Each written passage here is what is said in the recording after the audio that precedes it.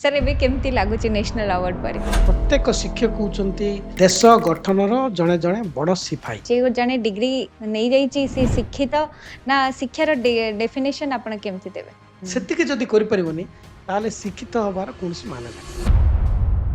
लोक एबे बेसी प्रिफर करचंदी इंग्लिश मीडियम रे पढिबा पिलाटी केवल हरे विद्यालय को गला बा पब्लिक स्कूल को गले ही शिक्षा पाइबो उन्नत मान सेमति किछि आपण को टीचिंग मेथड रे कोन यूनिकनेस अछि एडोलसेंट को जेभଳି गोटे टीचर जेभଳି भाबरे पिलांक पर उपस्थापन करिवो ताकू जदि आमे भिन्न मार्ग रे गोटे आलोचना मार्ग रे गोटे ड्रामा माध्यम रे किबा गोटे वन एक्ट प्ले माध्यम रे जतो प्रेजेंटेशन करबा ताले ता अधिक ग्रहणीय हो। सर जदि मु आपण को पचारिबे गोटे भलो टीचर र डेफिनेशन ताले आपण कोन कहिबे पिला जेतु पचारि पारुनांती बोली पिला शिखि पारु पिला जेतो पचारिबा अभ्यास करिवे ताले पिला अधिक जानिबार अभ्यास करिवे। पाठ पढ़ेबा लिखिबा और सोशल फिल्म बनेबारे कोटा सोशल चेंज रे बेसी इंपैक्टफुल जने कंचा माटी को से विभिन्न प्रकार मूर्तिर आकार दे पारे एवं ता भीतर जीवन्यास दे से होची शिक्षकर काम।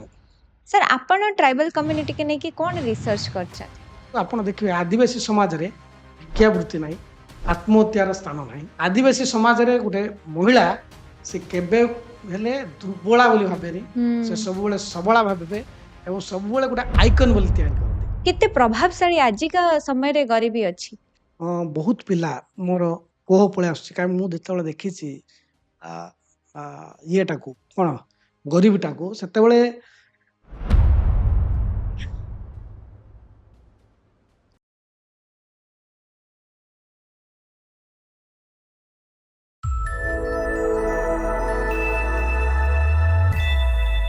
नमस्कार सर बेस्ट इन ओडिशा को आपन को स्वागत नमस्कार। सर मु आज निजको धन्य मने करछि कि जने नेशनल अवार्ड टीचर का पाखरे मु बसिछि जने एमिति टीचर केवल नेशनल अवार्ड रे तांकर सीमित नांती से ओडिसा रे विभिन्न अवार्ड भी पाइचंती निजे सोशल फिल्म भी बनाती निजे जने लेखक भी सोशल अवेयरनेस भी निजे लेखा माध्यम रे आनंती ट्राइबल रिसर्चर भी से जने ते सारा क्वालिटीज ସେଥିପାଇଁ ବୋଧେ ହୁଏ ଆପଣଙ୍କୁ ନ୍ୟାସନାଲ ଆୱାର୍ଡ ମିଳିଲା सर एबे केमती लागुची नेशनल अवार्ड पर निश्चित भाव में सुख लगुच किंतु ता सहित आमर उत्तरदायित्व बढ़ी जाइए कारण से जो पुरस्कार गोटे शिक्षक देशर सर्वोच्च पुरस्कार हूँ नेशनल राष्ट्रपति जो नेशनल टीचर अवार्ड तापर आमर उत्तरदायित्व बढ़ी जाए जे शिक्षा आउ समाज प्रति आमर जो उत्तरदायित्वता रही गोटे अवार्ड टीचर हिसाब से तार गुरुदायित्व बढ़ी जाइए तेणुक आहरी बहुत सचेतन रही जे शिक्षा को किभली आमर विशेषकर आमर आदिवासी अध्युषित अंचल शिक्षार किभली भाव उत्कृष्टता लाभ करिवो से दिगरे मोर निश्चित भाव उद्यम जारी रही एवं नुआ नुआ कार्यक्रम भी मु जारी करुछि। सर एटा समस्ते मानती कि शिक्षा गोटे समाज को चेंज करि परिबो शिक्षा रिवोल्यूशन आनी परिबो पॉजिटिव रिवोल्यूशन सर शिक्षा को नहीं कि आमे जेतेले गोटे टीचर को सम्मान दोचंती एटा गोटे बड़ गौरवर विषय सर शिक्षा गोटे सोसाइटी को केते चेंज करि परिबो आपण एकाधारे जने लेखक भी गोटे लेखा केते चेंज करि परिबो गोटे मूवी केते चेंज करि परिबो सोसाइटी रो पॉइंट ऑफ व्यू देखंतु शिक्षा होची जेते आपण विकासर कथा कहउचंती जेते प्रगतिर कथा कहउचंती सेई जो आमे से शीर्ष को पहुंचा गले तार प्रथम पाहच होची शिक्षा आमे से शिक्षार पाहच देकी ही से पाखु पहुंचा पड़ो जे कोनसी क्षेत्र देखंतु शिक्षा देखंतु स्वास्थ्य देखंतु सामाजिक विकास देखंतु अर्थनैतिक विकास देखंतु तेणु प्रत्येक क्षेत्र रे शिक्षार गुरुत्वपूर्ण भूमिका रही तेणु विद्यालय को गोटे मंदिर कह जाए जोठी एवं विद्यालय को अन्य अर्थ कह गले गोटे मनीष गढ़ा कारखाना कारण केवल शिक्षाटा केवल आपणकर डिग्री बा सर्टिफिकेट को दबा बा मार्क को दबा ता उपरे सीमाबद्ध नुहे कारण प्रत्येक विद्यालय रे शिक्षा सहित पिला मानकर जो आचार व्यवहार और व्यक्तित्व गठन दिग रही तेणु गोटे पिलाटी जो विद्यालय को आसे एवं विद्यालय को बाहर से भितर से समय भितर केवल से शिक्षा प्राप्त करे ना ता सहित से मध्य संस्कार हुए एवं से संस्कार केवल विद्यालय मिले ता सहित द्वितीय कथा है जे विभिन्न परिवेश आसुवा पिला माने एकत्र जेतेबेले गोटे पाखे समवेत होती ବିଭିନ୍ନ ମନର ପିଲା, ବିଭିନ୍ନ ପ୍ରକୃତିର ପିଲା ଯେତେବେଳେ ଗୋଟେ ପାଖରେ ଏକତ୍ରିତ ହୁଅନ୍ତି, ତାଙ୍କ ଭିତରେ ମଧ୍ୟ ସମନ୍ୱୟ ଲାଭ କରେ। ତେଣୁ ବିଭିନ୍ନ ସଂସ୍କୃତି, ବିଭିନ୍ନ ପରମ୍ପରା, ବିଭିନ୍ନ ପ୍ରକାର ପିଲାମାନଙ୍କର ଚିନ୍ତାଧାରାର ଉନ୍ମେଷ ଘଟେ।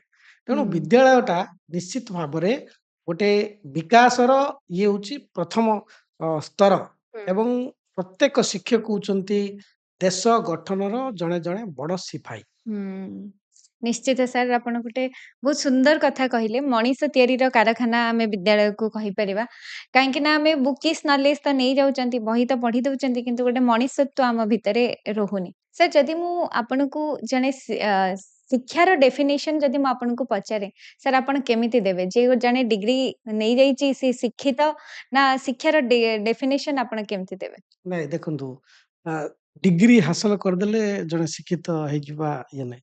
ଦେଖନ୍ତୁ ଆମେ ସାଧାରଣ କଥା ଦେଖନ୍ତୁ, ଗାଁ ଗହଳିରେ ଜଣେ ଲୋକଟି ହୁଁ କିଛି ପାଠ ପଢିନି ହୁଁ କିନ୍ତୁ ସେ ବଜାର ବାଟ କରେ, ହୁଁ ସାମାଜିକ ଚଳଣି କଥା ବୁଝେ, ଭଲ ମନ୍ଦ କଥା ବୁଝିପାରେ। ହୁଁ ଏମିତି ବି ଅଛନ୍ତି ଡିଗ୍ରୀ ଧାରୀ ଯୋଉମାନେ ଅଛନ୍ତି ସେମାନେ ବି ଅତି ନୃଶଂସ ହେଇଯାଆନ୍ତି। ହୁଁ ତେଣୁ ଶିକ୍ଷା କେବଳ ମୁଁ ଯୋଉ ପ୍ରଥମରୁ ବି କହିଥିଲି ଶିକ୍ଷା ଗୋଟେ ଡିଗ୍ରୀ ବା ଗୋଟେ ପ୍ରମାଣ ପତ୍ର ଭିତରେ ସୀମିତ ରହେ। ହୁଁ ଶିକ୍ଷା ସେଇ ଶିକ୍ଷା କୁହାଯାଏ ଯାହା ନିଜର ବ୍ୟକ୍ତିତ୍ୱ ବିକାଶ ସହିତ ହୁଁ ନିଜ ଚାରିପଟର ବିକାଶ କରିବାରେ ଯଦି ଆମେ ସହାୟକ ହେଇପାରିବା ହୁଁ ତାହାକୁ କୁହାଯାଏ ପ୍ରକୃତ ଶିକ୍ଷିତ।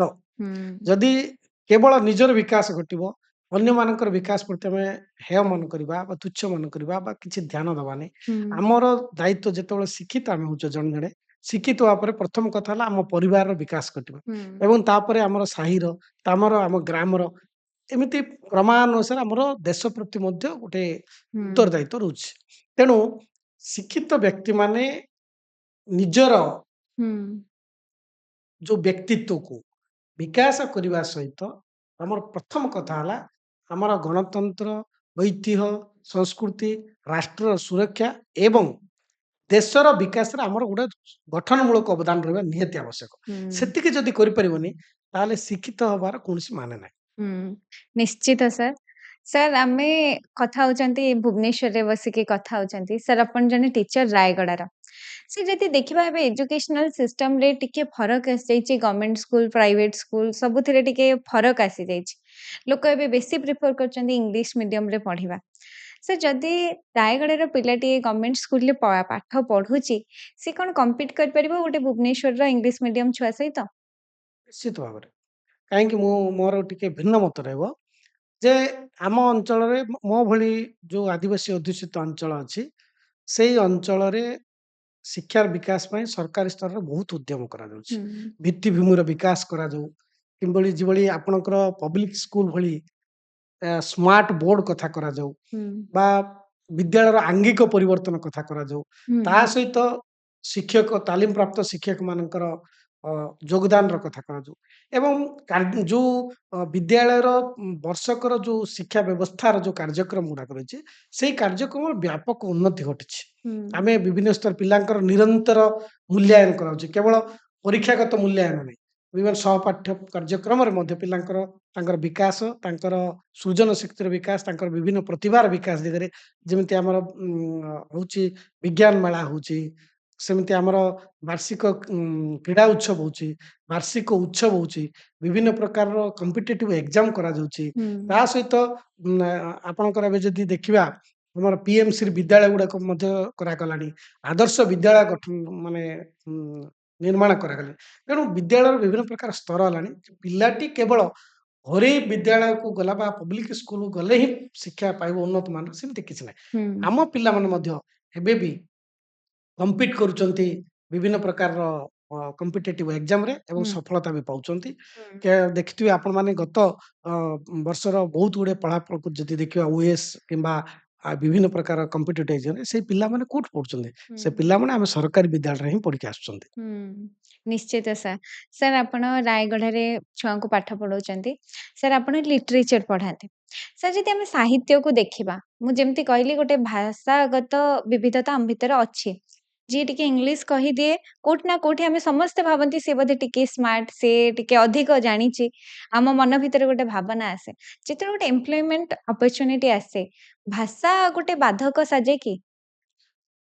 ଦେଖନ୍ତୁ, ନ୍ୟାସନାଲ ଏଜୁକେସନ ପଲିସି କହୁଛି ଯେ ମାତୃଭାଷା ଉପରେ ଗୁରୁତ୍ୱ ଦଉଛି ନ୍ୟାସନାଲ ଏଜୁକେସନ ପଲିସି। ହୁଁ, ଯେ କୌଣସି ଶିକ୍ଷାକୁ ବା ଭାଷାର ବିଭିନ୍ନ ଭାଷା ଗୁଡ଼ିକ ଅଛି। ହୁଁ, ସେଇ ଭାଷାକୁ ଯଦି ଆୟତ୍ତ କରିବାକୁ ହେଲେ ପ୍ରଥମେ ପିଲାଟିକୁ ତାର ମାତୃଭାଷାରେ ସୁଦୃଢ଼ ହେବାକୁ ପଡ଼ିବ। ତେଣୁ ହୁଁ, ମାତୃଭାଷା ହଉଛି ଗୋଟେ ସଂଯୋଜକ କନେକ୍ଟିଭ ଲାଙ୍ଗୁଏଜ ହୁଏ। ହୁଁ, ଯଦି ଇଂଲିଶଟା ଶିଖିବ, ହୁଁ, ଧରାଯାଉ ଆପଣ ମାଇକ୍ରୋଫୋନଟା ଅଛି ଆପଣଙ୍କ ପାଖରେ। ହୁଁ, ସେ ମାଇକ୍ରୋଫୋନ ବୋଲିକି ଯେତେବେଳେ ଆସିଲା ବେଳକୁ ତା ଯୋଉ ଚିତ୍ରଟା ଆସେ ସେ ତାର ଚିତ୍ରଟା କେବଳ ତାର ନିଜସ୍ୱ ଭାଷାରେ ନିଜସ୍ୱ ମାତୃଭାଷାରେ ହିଁ ଅଙ୍କନ ହୁଏ। ହୁଁ, ବସଟି ବୋଲି ଚିନ୍ତା କଲା। ହୁଁ, ପିଲାଟି ଯୋଉ ପିଲା ଦିନରୁ ଦେଖିଥିବ ବସ୍ ବୋଲି ଯୋଉ କହୁଛି, ହୁଁ, ତାପରେ ଇଂଲିଶକୁ ଆସୁଛି। ହୁଁ, ତେଣୁ ପ୍ରତ୍ୟେକ ଯୋଉ ଆମେ ବିବିଧ ଭାଷା ଶିଖିବା, ଇଂରାଜୀ କୁହନ୍ତୁ, ଆପଣ ହିନ୍ଦୀ କୁହନ୍ତୁ ବା ଅନ୍ୟାନ୍ୟ ଭାଷା ଯୋଉ ଶିଖୁଛନ୍ତି ପିଲା ହୁଁ, ପରବର୍ତ୍ତୀ ସମୟରେ। ହୁଁ, କିନ୍ତୁ ତାର ମୂଳ ଆଧାର ହଉଛି ମାତୃଭାଷା। ହୁଁ, ତେଣୁ ମାତୃଭାଷା ଭିତ୍ତିକ ଶିକ୍ଷାଦାନ ଉପରେ ଆମର କେନ୍ଦ୍ର ସରକାର, ଉଭୟ ରାଜ୍ୟ ସରକାର ଗୁରୁତ୍ୱ ଦଉଛନ୍ତି। ନ୍ୟାସନାଲ ହୁଁ, ଏଜୁକେସନ ପଲିସି ଗୁରୁତ୍ୱ ଦଉଛି ଏବଂ ତା ଆଧାରରେ ଏବେ ନୂଆ ବହି ଗୁଡ଼ିକ ତିଆରି ହେଲାଣି ଏବଂ ସବୁଠାରୁ ବଡ଼ କଥା ହେଲା ସେଇ ପିଲାମାନଙ୍କୁ ଆପଣ ଯୋଉ କହୁଛନ୍ତି ଯେ ଇଂରାଜୀ ଶିକ୍ଷାଟାକୁ ଯୋଉ ମଜବୁତ ହଉଛି ଏବଂ ଆପଣଙ୍କ ବିଭିନ୍ନ କର୍ପୋରେଟ ସେକ୍ଟର କଥା କୁହନ୍ତୁ ବା ବିଭିନ୍ନ କ୍ଷେତ୍ରରେ ଇଂରେଜୀର ବହୁତ ଆବଶ୍ୟକତା ଅଛି। ହୁଁ, ତେଣୁ ସରକାର ବି ସେ ଦିଗରେ ଗୁରୁତ୍ୱ ଅଛି ଏବଂ ଯେହେତୁ ସମୟ ବଦଳି ଯାଇଛି ସେଇ ଅନୁସାରେ ଆମର ଦେଖନ୍ତୁ ପ୍ରାକ୍ ପ୍ରାଥମିକ ଶିକ୍ଷା ବର୍ତ୍ତମାନ କରାଗଲାଣି। ହୁଁ, ଅଙ୍ଗନବାଡିଟା ଆପଣ ଯେତେବେଳେ ସେ ଅଙ୍ଗନବାଡିର ସ୍ୱରୂପ ଏବେ ବଦଳି ଗଲାଣି। ହୁଁ, ଆପଣ ଦେଖୁଥିବେ ଆମେ ପ୍ରଥମେ ସେତେବେଳେ ଅତୀତରେ ଦେଖିବା, ତେବେ ଦେଖିବା ଯେ ଆମର ବିଦ୍ୟା ଆରମ୍ଭ ହଉଥିଲା ଆମେ ଖୁଡି ଛୁଆଁଉଥିଲେ ହୁଁ, ସରସ୍ୱତୀ ପୂଜାରେ ହୁଁ, ପ୍ରଥମ ଶ୍ରେଣୀରେ। ହୁଁ, କିନ୍ତୁ ବର୍ତ୍ତମାନ ଏବେ ପ୍ରଥମ ଶ୍ରେଣୀକୁ ଆସିବା ପୂର୍ବରୁ ଆହୁରି 3ଟି କ୍ଲାସ୍ ପଢିବାକୁ ପଡୁଛି। ଯେମିତି ହୁଁ, ଆମେ ନର୍ସରୀ ପଢୁଛୁ, ଏଲକେଜି, ୟୁକେଜି ହୁଁ, ପଢୁଛୁ। ବର୍ତ୍ତମାନ ଆମର ବ୍ୟବସ୍ଥାରେ ମଧ୍ୟ ସେଭଳି ବ୍ୟବସ୍ଥା ହେଇଗଲା। ତେଣୁ ଗୋଟେ ପିଲା ଗ୍ରାମାଞ୍ଚଳର ପିଲାଟି ତାର ପ୍ଲେ ସ୍କୁଲରେ ସେ ଯୋଗଦାନ କରୁଛି। ହୁଁ, ତାର ପ୍ରାଥମିକ ଯୋଉ ଦକ୍ଷତା ଗୁଡ଼ିକର ଉନ୍ମେଷ ଘଟୁଛି, ତାର ହୁଁ, ବିକାଶ ଘଟିବା ଦିଗରେ ମଧ୍ୟ ସୁଯୋଗ ସୃଷ୍ଟି କରାଯାଉଛି ଏବଂ ସେଇ ସୁଯୋଗ ଆଧାରରେ ସେ ପ୍ରଥମ ଶ୍ରେଣୀକୁ ଆସୁଛି ଏବଂ ପ୍ରଥମ ଶ୍ରେଣୀରୁ ଧୀରେ ଧୀରେ କ୍ରମଶଃ ବିବିଧ ଭାଷା ମାନେ ମାତୃଭାଷା, ତାପରେ ଆମର ଓଡ଼ିଆ ଭାଷା, ହିନ୍ଦୀ, ଇଂରାଜୀ ଉପରେ ମଧ୍ୟ ଗୁରୁତ୍ୱ ଦିଆଯାଉଛି ହୁଁ। ଏବଂ ସେଇ କ୍ରମରେ ଆମର ଶିକ୍ଷା ବ୍ୟବସ୍ଥାକୁ ସୁସଂଯୋଜିତ କରାଯାଇଛି। ହୁଁ, ନିଶ୍ଚିତ ସାର୍ ଆପଣ ନ୍ୟାସନାଲ ଏଜୁକେସନାଲ ପଲିସି କଥା କହିଲେ। ସାର୍ ତଥାପି ମୁଁ କହିବି, ସାର୍ ନ୍ୟାସନାଲ ଏଜୁକେସନାଲ ପଲିସି ଯଦି ଏତେ ଷ୍ଟ୍ରଙ୍ଗ ଅଛି, ଆମେ ଯେତେବେଳେ 10th ପାସ୍ କରିକି ଆସୁଛନ୍ତି, 10ମ ପାସ୍ କରିକି ଆସୁଛନ୍ତି, ଫିଜିକ୍ସଟାକୁ ଆମେ ଓଡ଼ିଆରେ ପଢ଼ିବାକୁ ସକ୍ଷମ ନୁହନ୍ତି, କେମିଷ୍ଟ୍ରିକୁ ଆମେ ଓଡ଼ିଆରେ ପଢ଼ିବାକୁ ସକ୍ଷମ ନୁହନ୍ତି।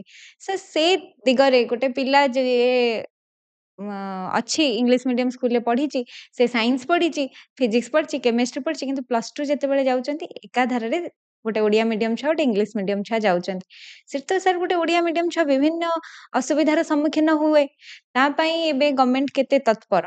ହଁ, ନିଶ୍ଚିତ ଭଲ କଥା କହିଲେ ଯେ ଦେଖନ୍ତୁ ଆପଣ କହିଲେ ଯେ 10ମ ଶ୍ରେଣୀ ପାସ୍ କଲା ପରେ ହୁଁ, ଗୋଟେ ପିଲା ଯଦି ସିବିଏସ୍ଇ ପାସ୍ କରିକି ଆସୁଛି, ଆଉ ଗୋଟେ ପିଲା ଆମ ବୋର୍ଡରୁ ପାସ୍ କରି ଯାଉଛନ୍ତି, ହୁଁ, ଗୋଟେ କଲେଜରେ ପଢୁଛନ୍ତି ଏବଂ ସେଠି ଗୋଟେ ଦେଖାଯାଉଛି ଯେ ଇଂଲିଶର ଦକ୍ଷତାଟାକୁ ଗୁରୁତ୍ୱ ଦିଆଯାଉଛି ବା ହୁଁ, ବିଜ୍ଞାନ କ୍ଷେତ୍ରରେ କଲେ, କିନ୍ତୁ ତା ଦିଗରେ ମଧ୍ୟ ସରକାର ଗୁରୁତ୍ୱ ଦେଇଛନ୍ତି। ହୁଁ, କେମିତି? ଏବେ ଆମେ ଫିଜିକ୍ସ, କେମିଷ୍ଟ୍ରି, ଆପଣଙ୍କର ଜୁଲୋଜି, ବଟନୀ ଏ ସବୁ ଗୁଡ଼ିକ ପଦାର୍ଥ ବିଜ୍ଞାନ, ରସାୟନ ବିଜ୍ଞାନ, ପ୍ରାଣୀ ବିଜ୍ଞାନ, ଉଦ୍ଭିଦ ବିଜ୍ଞାନର ଆମର ଓଡ଼ିଆରେ ହୁଁ, ପୁସ୍ତକ ତିଆରି ହେଲାଣି ହୁଁ, ନ୍ୟାସନାଲ ଏଜୁକେସନ ପଲିସିରେ।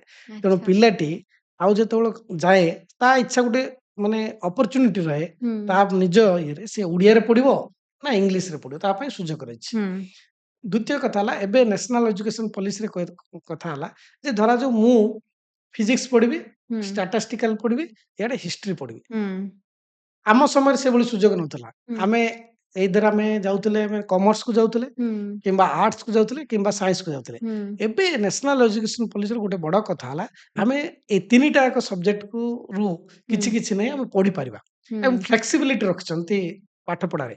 ଆମେ ଯେମିତି ଆମେ ବାଧ୍ୟବାଧକ ହଉଥିଲେ 2 ବର୍ଷ ଭିତରେ +2ଟା ସରେଇବା ପାଇଁ। ହୁଁ, କିନ୍ତୁ ବର୍ତ୍ତମାନ ଆମର ପିଲାମାନଙ୍କୁ ଚାପମୁକ୍ତ ରଖିବା ପାଇଁ ପାଠରେ ମଧ୍ୟ ଫ୍ଲେକ୍ସିବିଲିଟି କରାଯାଇଛି। ହୁଁ, ତେଣୁ ଇଏ କଥା ହେଲା ଯେ ଯୋଉ ପିଲାଟି +2 କୁ ଯାଉଛି, ହୁଁ, ସେ +2 କୁ ଗଲାବେଳେ ସେଇ ଅନୁସାରେ ପିଲାମାନେ କିଭଳି ଭାବରେ ସେଇ ସ୍ତରକୁ ଉନ୍ନୀତ ହେଲାବେଳେ ହୁଁ, କିଭଳି ସକ୍ଷମ ହେବେ, ସେଥିପାଇଁ ଆମର ପ୍ରାକ୍ ପ୍ରାଥମିକରୁ ହୁଁ, +2 ପର୍ଯ୍ୟନ୍ତ ଗୋଟେ ସିଡି ତିଆରି କରାଯାଇଛି ହୁଁ, ନ୍ୟାସନାଲ ଏଜୁକେସନରେ। ଏଇ ସିଡି ଆଧାରରେ କୋଉ ଶ୍ରେଣୀରେ କିଭଳି ଦକ୍ଷତା ଗୁଡ଼ିକୁ ଆୟତ୍ତ କରିବ, ସେଥିପାଇଁ ଗୋଲ ନିର୍ଣ୍ଣୟ କରାଯାଇଛି।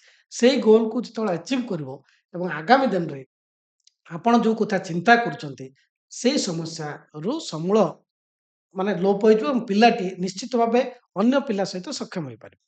ନିଶ୍ଚିତ ସାର୍। ସେମିତି ହିଁ ହଉ, କେହି ଇନଫେରିୟରିଟି କମ୍ପ୍ଲେକ୍ସ ଭିତରେ କୌଣସି ବି ଛୁଆ ନ ରୁହନ୍ତୁ, ସବୁ ଛୁଆର ଏଇଟା ଅଧିକାର। ସାର୍ ଆପଣ ଜଣେ ବେଷ୍ଟ ଟିଚର। ଏଇଟା ଆମେ କହୁନୁ, ଏଇଟା ଓଡ଼ିଶା ସରକାର ଆପଣଙ୍କୁ ସମ୍ମାନିତ କରିଛନ୍ତି। ଆମ ରାଷ୍ଟ୍ରପତି ବି ଆପଣଙ୍କୁ ସମ୍ମାନିତ କରିଛନ୍ତି। ଛୁଆ ବି ଆପଣଙ୍କୁ ଭଲ ପାଆନ୍ତି। ଆପଣଙ୍କ ଟିଚିଂ ମେଥଡରେ କଣ ୟୁନିକନେସ୍ ଅଛି? ମୋର ଟିଚିଂ ମେଥଡ ମାନେ ବିଶେଷ କରି ମୁଁ ଯେତେବେଳେ କ୍ଲାସ ରୁମକୁ ଭିତରକୁ ପଶେ, ମୁଁ ମୋ ଅପେକ୍ଷା ମୋର ଛାତ୍ରମାନଙ୍କୁ ଅଧିକ ଗୁରୁତ୍ୱ ଦିଏ। ହୁଁ, ତାଙ୍କର ମାନସିକତା କଣ ଅଛି? ହୁଁ, ତାଙ୍କେ କଣ ପଢିବାକୁ ଚାହୁଁଛନ୍ତି ସେ ଅନୁସାରେ ମୁଁ ପଢାଏ। ହୁଁ, ତେଣୁ ବିବିଧ କ୍ଷେତ୍ରରେ ଆମେ କେବଳ କ୍ଲାସ ରୁମ୍ ଭିତରେ ମୁଁ ମୋର ଶିକ୍ଷା ବ୍ୟବସ୍ଥାକୁ ମୁଁ ରଖି ନାହିଁ। ହୁଁ, କ୍ଲାସ ରୁମ୍ ବାହାରକୁ ମୁଁ ସବୁବେଳେ ଅଧିକ ଗୁରୁତ୍ୱ ଦେଇଛି। ବିଭିନ୍ନ ପ୍ରକାର ଶୈଳୀ ଅଛି, ଯେମିତି ଆପଣ ଗ୍ରୁପ ଡିସ୍କସନ କରିବେ କିମ୍ବା ଆପଣଙ୍କର ଅ, ଉଁ, ଇଏ ପରିଦର୍ଶନ ଅଛି।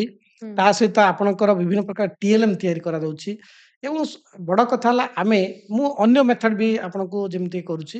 ଦେଖନ୍ତୁ ଗୋଟେ ପୋଡକାଷ୍ଟ ଅଛି, ହୁଁ, ଆପଣ ସୋସିଆଲ ଇସ୍ୟୁଜ ଗୁଡାକ ଅଛି। ହୁଁ, ସୋସିଆଲ ଇସ୍ୟୁଜ ଗୁଡାକ ଆପଣ ଭଲ ଭାବରେ ଆମେ ଯେତେ ପଢେଇବା ମାନେ କୋଉଠି ନା କୋଉଠି ରହିବ। ଯେମିତି ଆମେ ଆଲୋଚନା କରୁଛୁ ଅନ୍ତରଙ୍ଗ ଆଳାପ ଭିତରେ, ହୁଁ, ସେମିତି ସୋସିଆଲ ଯେତେବେଳେ ଗୋଟେ ପୋଡକାଷ୍ଟ ଭିତରେ ଗୋଟେ ପିଲା ଆଉ ଗୋଟେ ପିଲା ଭିତରେ ଆଲୋଚନା କରିବ, ଧରାଯାଉ ହୁଁ, ସିମ୍ପଲ ମୁଁ ଗୋଟେ କଥା କହୁଛି, ଏଡୋଲସେଣ୍ଟର କଥା ଗୋଟେ କଥା ହଉଛି। ହୁଁ, ଏଡୋଲସେଣ୍ଟକୁ ଯେଭଳି ଗୋଟେ ଟିଚର ଯେଭଳି ଭାବରେ ଅ, ପିଲାଙ୍କ ପାଖରେ ଉପସ୍ଥାପନ କରିବ, ତାକୁ ଯଦି ଆମେ ଭିନ୍ନ ମାର୍ଗରେ ଗୋଟେ ଆଲୋଚନା ମାର୍ଗରେ, ଗୋଟେ ଡ୍ରାମା ମାଧ୍ୟମରେ କିମ୍ବା ଗୋଟେ ୱାନ୍ ଆକ୍ଟ ପ୍ଲେ ମାଧ୍ୟମରେ ଯେତେବେଳେ ପ୍ରେଜେଣ୍ଟେସନ କରିବା, ତାହେଲେ ତା ଅଧିକ ଗ୍ରହଣୀୟ ହବ। ହୁଁ, ସେମିତି ବିଦ୍ୟାଳୟର ପାଠ୍ୟକ୍ରମ ବି ସେଭଳି ଭାବରେ ଆମର ବିବିଧ ଭାବରେ ତାକୁ ପ୍ରେଜେଣ୍ଟ, ତେଣୁ ଆମର ୟୁନିକନେସ୍ ମୁଁ ଯେମିତି ଅ, ଇଏ କରିଥିଲି ଯେ ଆମର ଅ, ଆଦିବାସୀ ଅଧ୍ୟୁଷିତ ଅଞ୍ଚଳରେ ହୁଁ, ଆମର ବିଭିନ୍ନ ପ୍ରକାର ଆଦିବାସୀ ମାନେ ରହୁଛନ୍ତି। ହୁଁ, ଆଦିବାସୀ କଲଚରରେ ଆମର ଯେମିତି ରାୟଗଡାରେ ଅଛି ଡଙ୍ଗରିଆ କନ୍ଧଙ୍କର, ଆମର ତାଙ୍କ ଚାଦର ଅଛି କାପଡା କନ୍ଧା।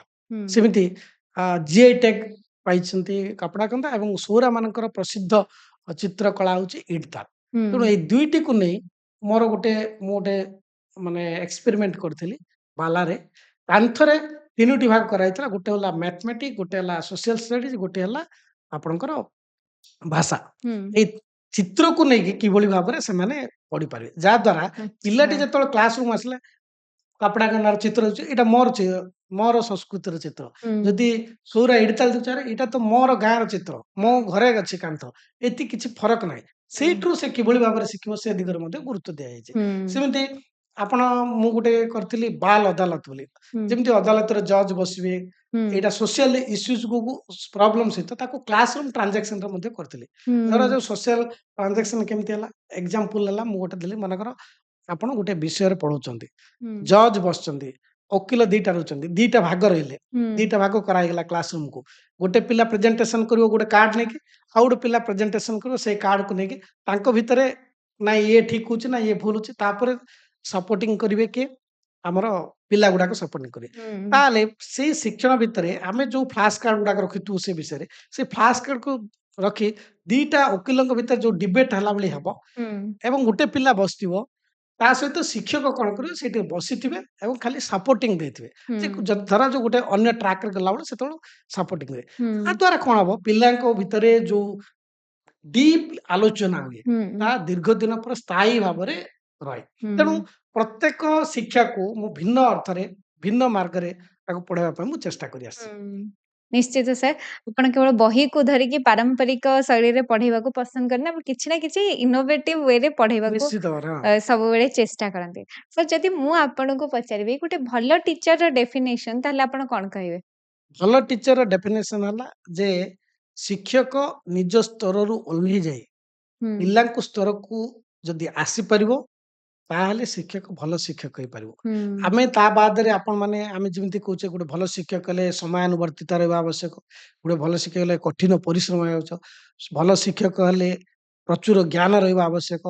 ଭଲ ହୁଁ, ଶିକ୍ଷକ ହେଲେ ବହୁତ ଗୁଡେ ପଢିବା ଆବଶ୍ୟକ। ହୁଁ, ତେଣୁ ଏ ସବୁ ବ୍ୟତୀତ ସବୁଠାରୁ ମୂଳ କଥା ହେଲା, ହୁଁ, ଯଦି ଆମେ ପିଲାଙ୍କ ସ୍ତରକୁ ପଳେଇବ ଗୋଟେ ଶିକ୍ଷକ, ହୁଁ, ତାହେଲେ ସେଇ ଶିକ୍ଷକ ଆଉ ମାନେ ଛାତ୍ରଛାତ୍ରୀଙ୍କ ଭିତରେ ଯୋଉ ଶିକ୍ଷଣ ପ୍ରକ୍ରିୟାଟା ହୁଁ, ଅଧିକ କ୍ରିୟାଶୀଳ ହବ ଏବଂ ଦ୍ୱିପାକ୍ଷିକ ହବ, ଏକପାଖିଆ ହେଇପାରିବ ନାହିଁ। ହୁଁ କାରଣ ଯଦି ଗୋଟେ ଶିକ୍ଷକ ଅଛି ସେ ଯାଇକି ତଳେ ବସିଲା ପଢେଇଲା ହୁଁ ଗୋଟେ ପିଲାଙ୍କୁ ଧରିକି, ପିଲା ଭାବିବ ଆରେ ଶିକ୍ଷକ ବି ଆମ ସହିତ ମିଶିକି ପଢଉଛନ୍ତି। ହୁଁ ପିଲାଙ୍କ ଭିତରେ ଆଉ ଭୟ ରହିବ ରହିବ ନାହିଁ। ନାହିଁ।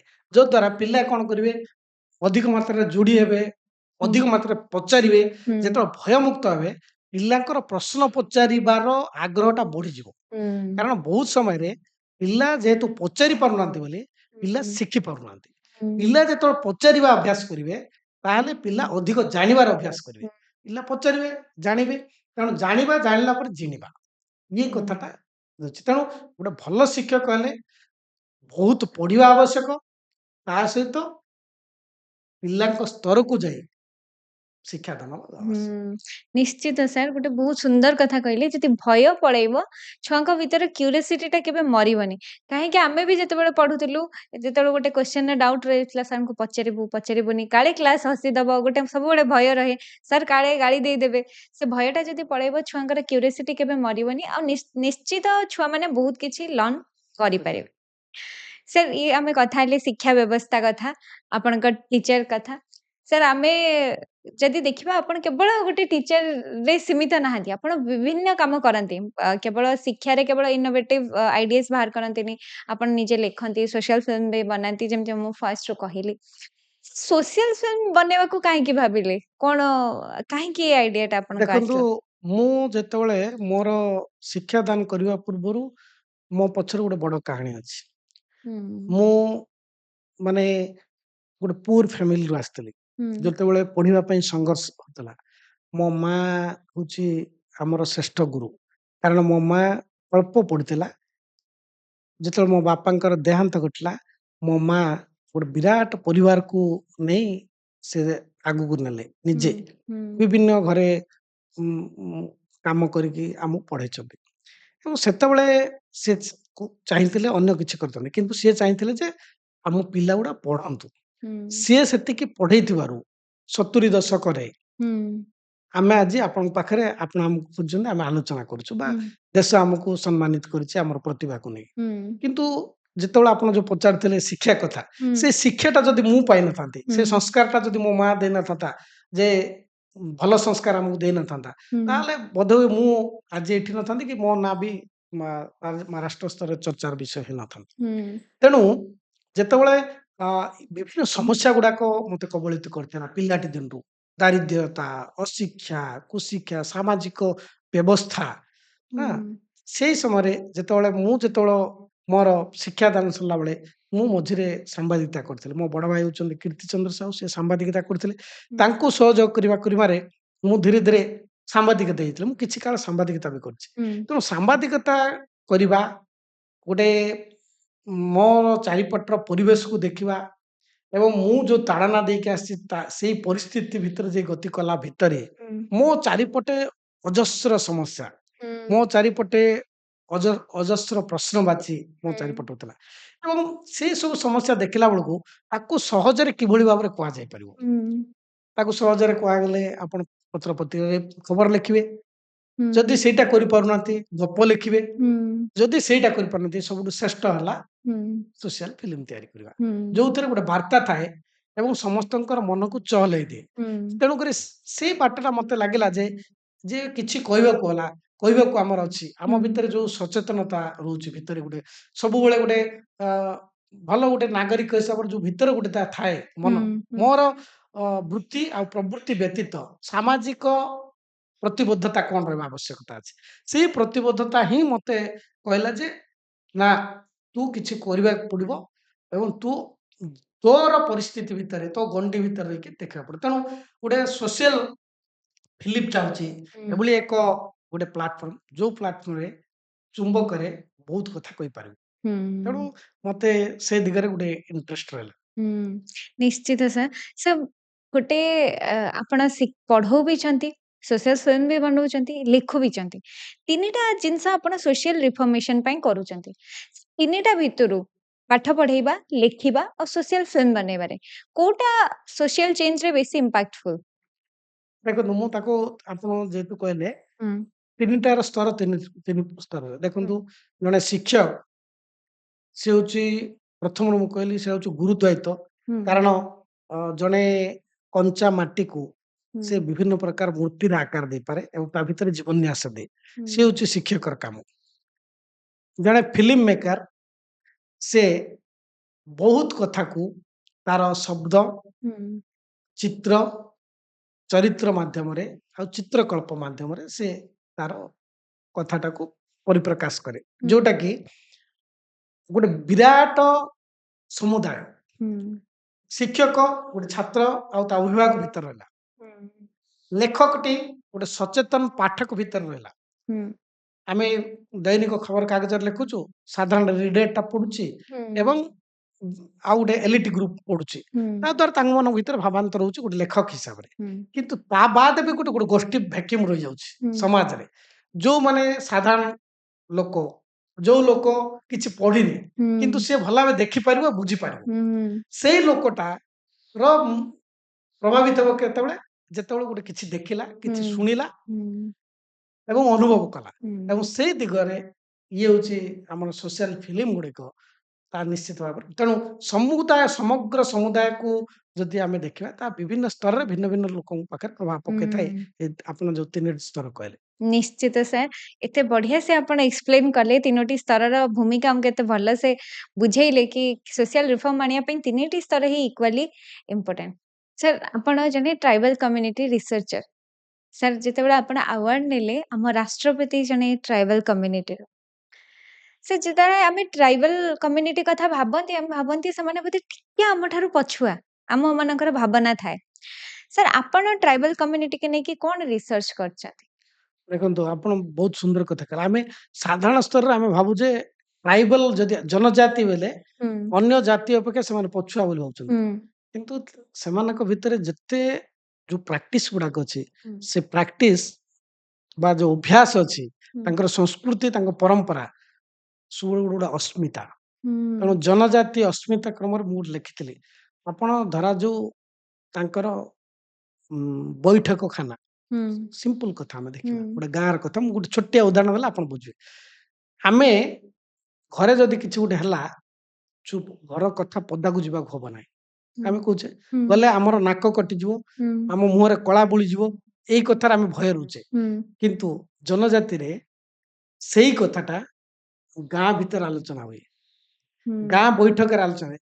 ସେମାନେ ଭାବନ୍ତି ଗାଁଟା ହଉଛି ଗୋଟେ ଏକକ, ଘର ହଉଛି ଏକକ ନୁହେଁ। ହୁଁ ତେଣୁ ଗୋଟେ ଗାଁର ଯେକୌଣସି ଲୋକର ଦୁଃଖ ଆଉ ସୁଖ ହଉଛନ୍ତି ସେମାନଙ୍କର ଦୁଃଖ ଆଉ ସୁଖ।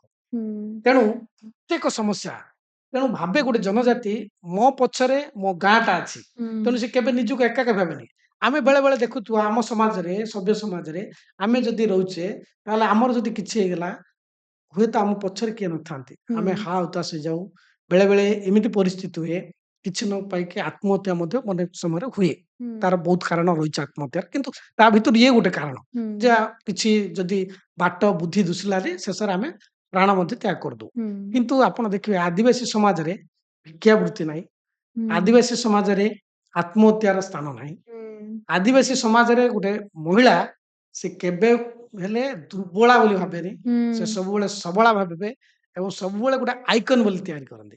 ଯେ ଗୋଟେ ଝିଅ ଅଛି ଜନଜାତି ଗାଁରେ, ତାହେଲେ ସେ କଣ କରିପାରେ? ସେ ଘରକୁ ସଜାଡି ପାରେ, ପରିବାରକୁ ସଜାଡି ପାରେ ଏବଂ ବାହାର କାମରେ ସହଯୋଗ କରେ, ଆର୍ଥିକ ସାମାଜିକ ରିଫର୍ମରେ ମଧ୍ୟ ସାହାଯ୍ୟ କରେ। ତେଣୁ ଆଦିବାସୀର ବହୁତ ସେମାନଙ୍କ ଦେଖନ୍ତୁ, ନୂଆ ସେମାନେ ଯଦି କୌଣସି ଫଳ ପରିବା ଆଣିଲେ ପ୍ରଥମେ ସେମାନେ କାହାକୁ ଦେବେ? ଭଗବାନଙ୍କୁ ଦିଅନ୍ତି, ଅର୍ପଣ କରନ୍ତି। ତେଣୁ 4ଟା ନୂଆଖିଆ କରନ୍ତି ସେମାନେ, ଯେ ପ୍ରଥମେ ସମର୍ପଣର ଭାବ। ଭାଙ୍ଗିଡି ବସା, ଯୋଉ କଥା ଧୀରେ ଧୀରେ କମିଗଲା, ଭାଙ୍ଗିଡି ବସା ଏବଂ ଆପଣଙ୍କର ଲିଙ୍ଗଗତ ବୈଷମ୍ୟ ଯଦି ଆମେ ଚିନ୍ତା କରିବା, ଭାଙ୍ଗିଡି ବସାଟା ସୋସିଆଲ ରିଫର୍ମରେ ବହୁତ ବଡ କାମ କରିଥିଲା। ଧାଙ୍ଗିଡି ବସା କଣ? ଭାଙ୍ଗିଡି ବସାଟା ହଉଥିଲା ଯେ ଯଦି ଜନଜାତିର ପ୍ରାପ୍ତ ବୟସ୍କର ପୁଅ ଝିଅ ମାନେ, ସେମାନେ ସଞ୍ଜ ବେଳେ ଘରେ ରହିବେନି, ସେମାନେ ଧାଙ୍ଗିଡି ବସାକୁ ଯିବେ ଏବଂ ଧାଙ୍ଗିଡି ବସାରେ ବୟସ୍କ ମହିଳା ମାନେ ଥିବେ ତା ଦାୟିତ୍ୱରେ ଏବଂ ଧାଙ୍ଗିଡି ବସାରେ ବୟସ୍କ ପୁରୁଷ ମାନେ ତାର ଦାୟିତ୍ୱ ଥିବ, ପାଖାପାଖି ଥିବ। ସେତେବେଳେ କଣ ହବ? ନିଆଁ ଧୂମ ଲାଗିବ ହୁଁ, ବିରାଟ ଏରିଆରେ ସେମାନେ କଣ କରିବେ ନାଚ ଗୀତ ଆରମ୍ଭ କରିବେ। ସେ ନାଚ ଗୀତର ପ୍ରଶ୍ନ ଉତ୍ତର ଥିବ।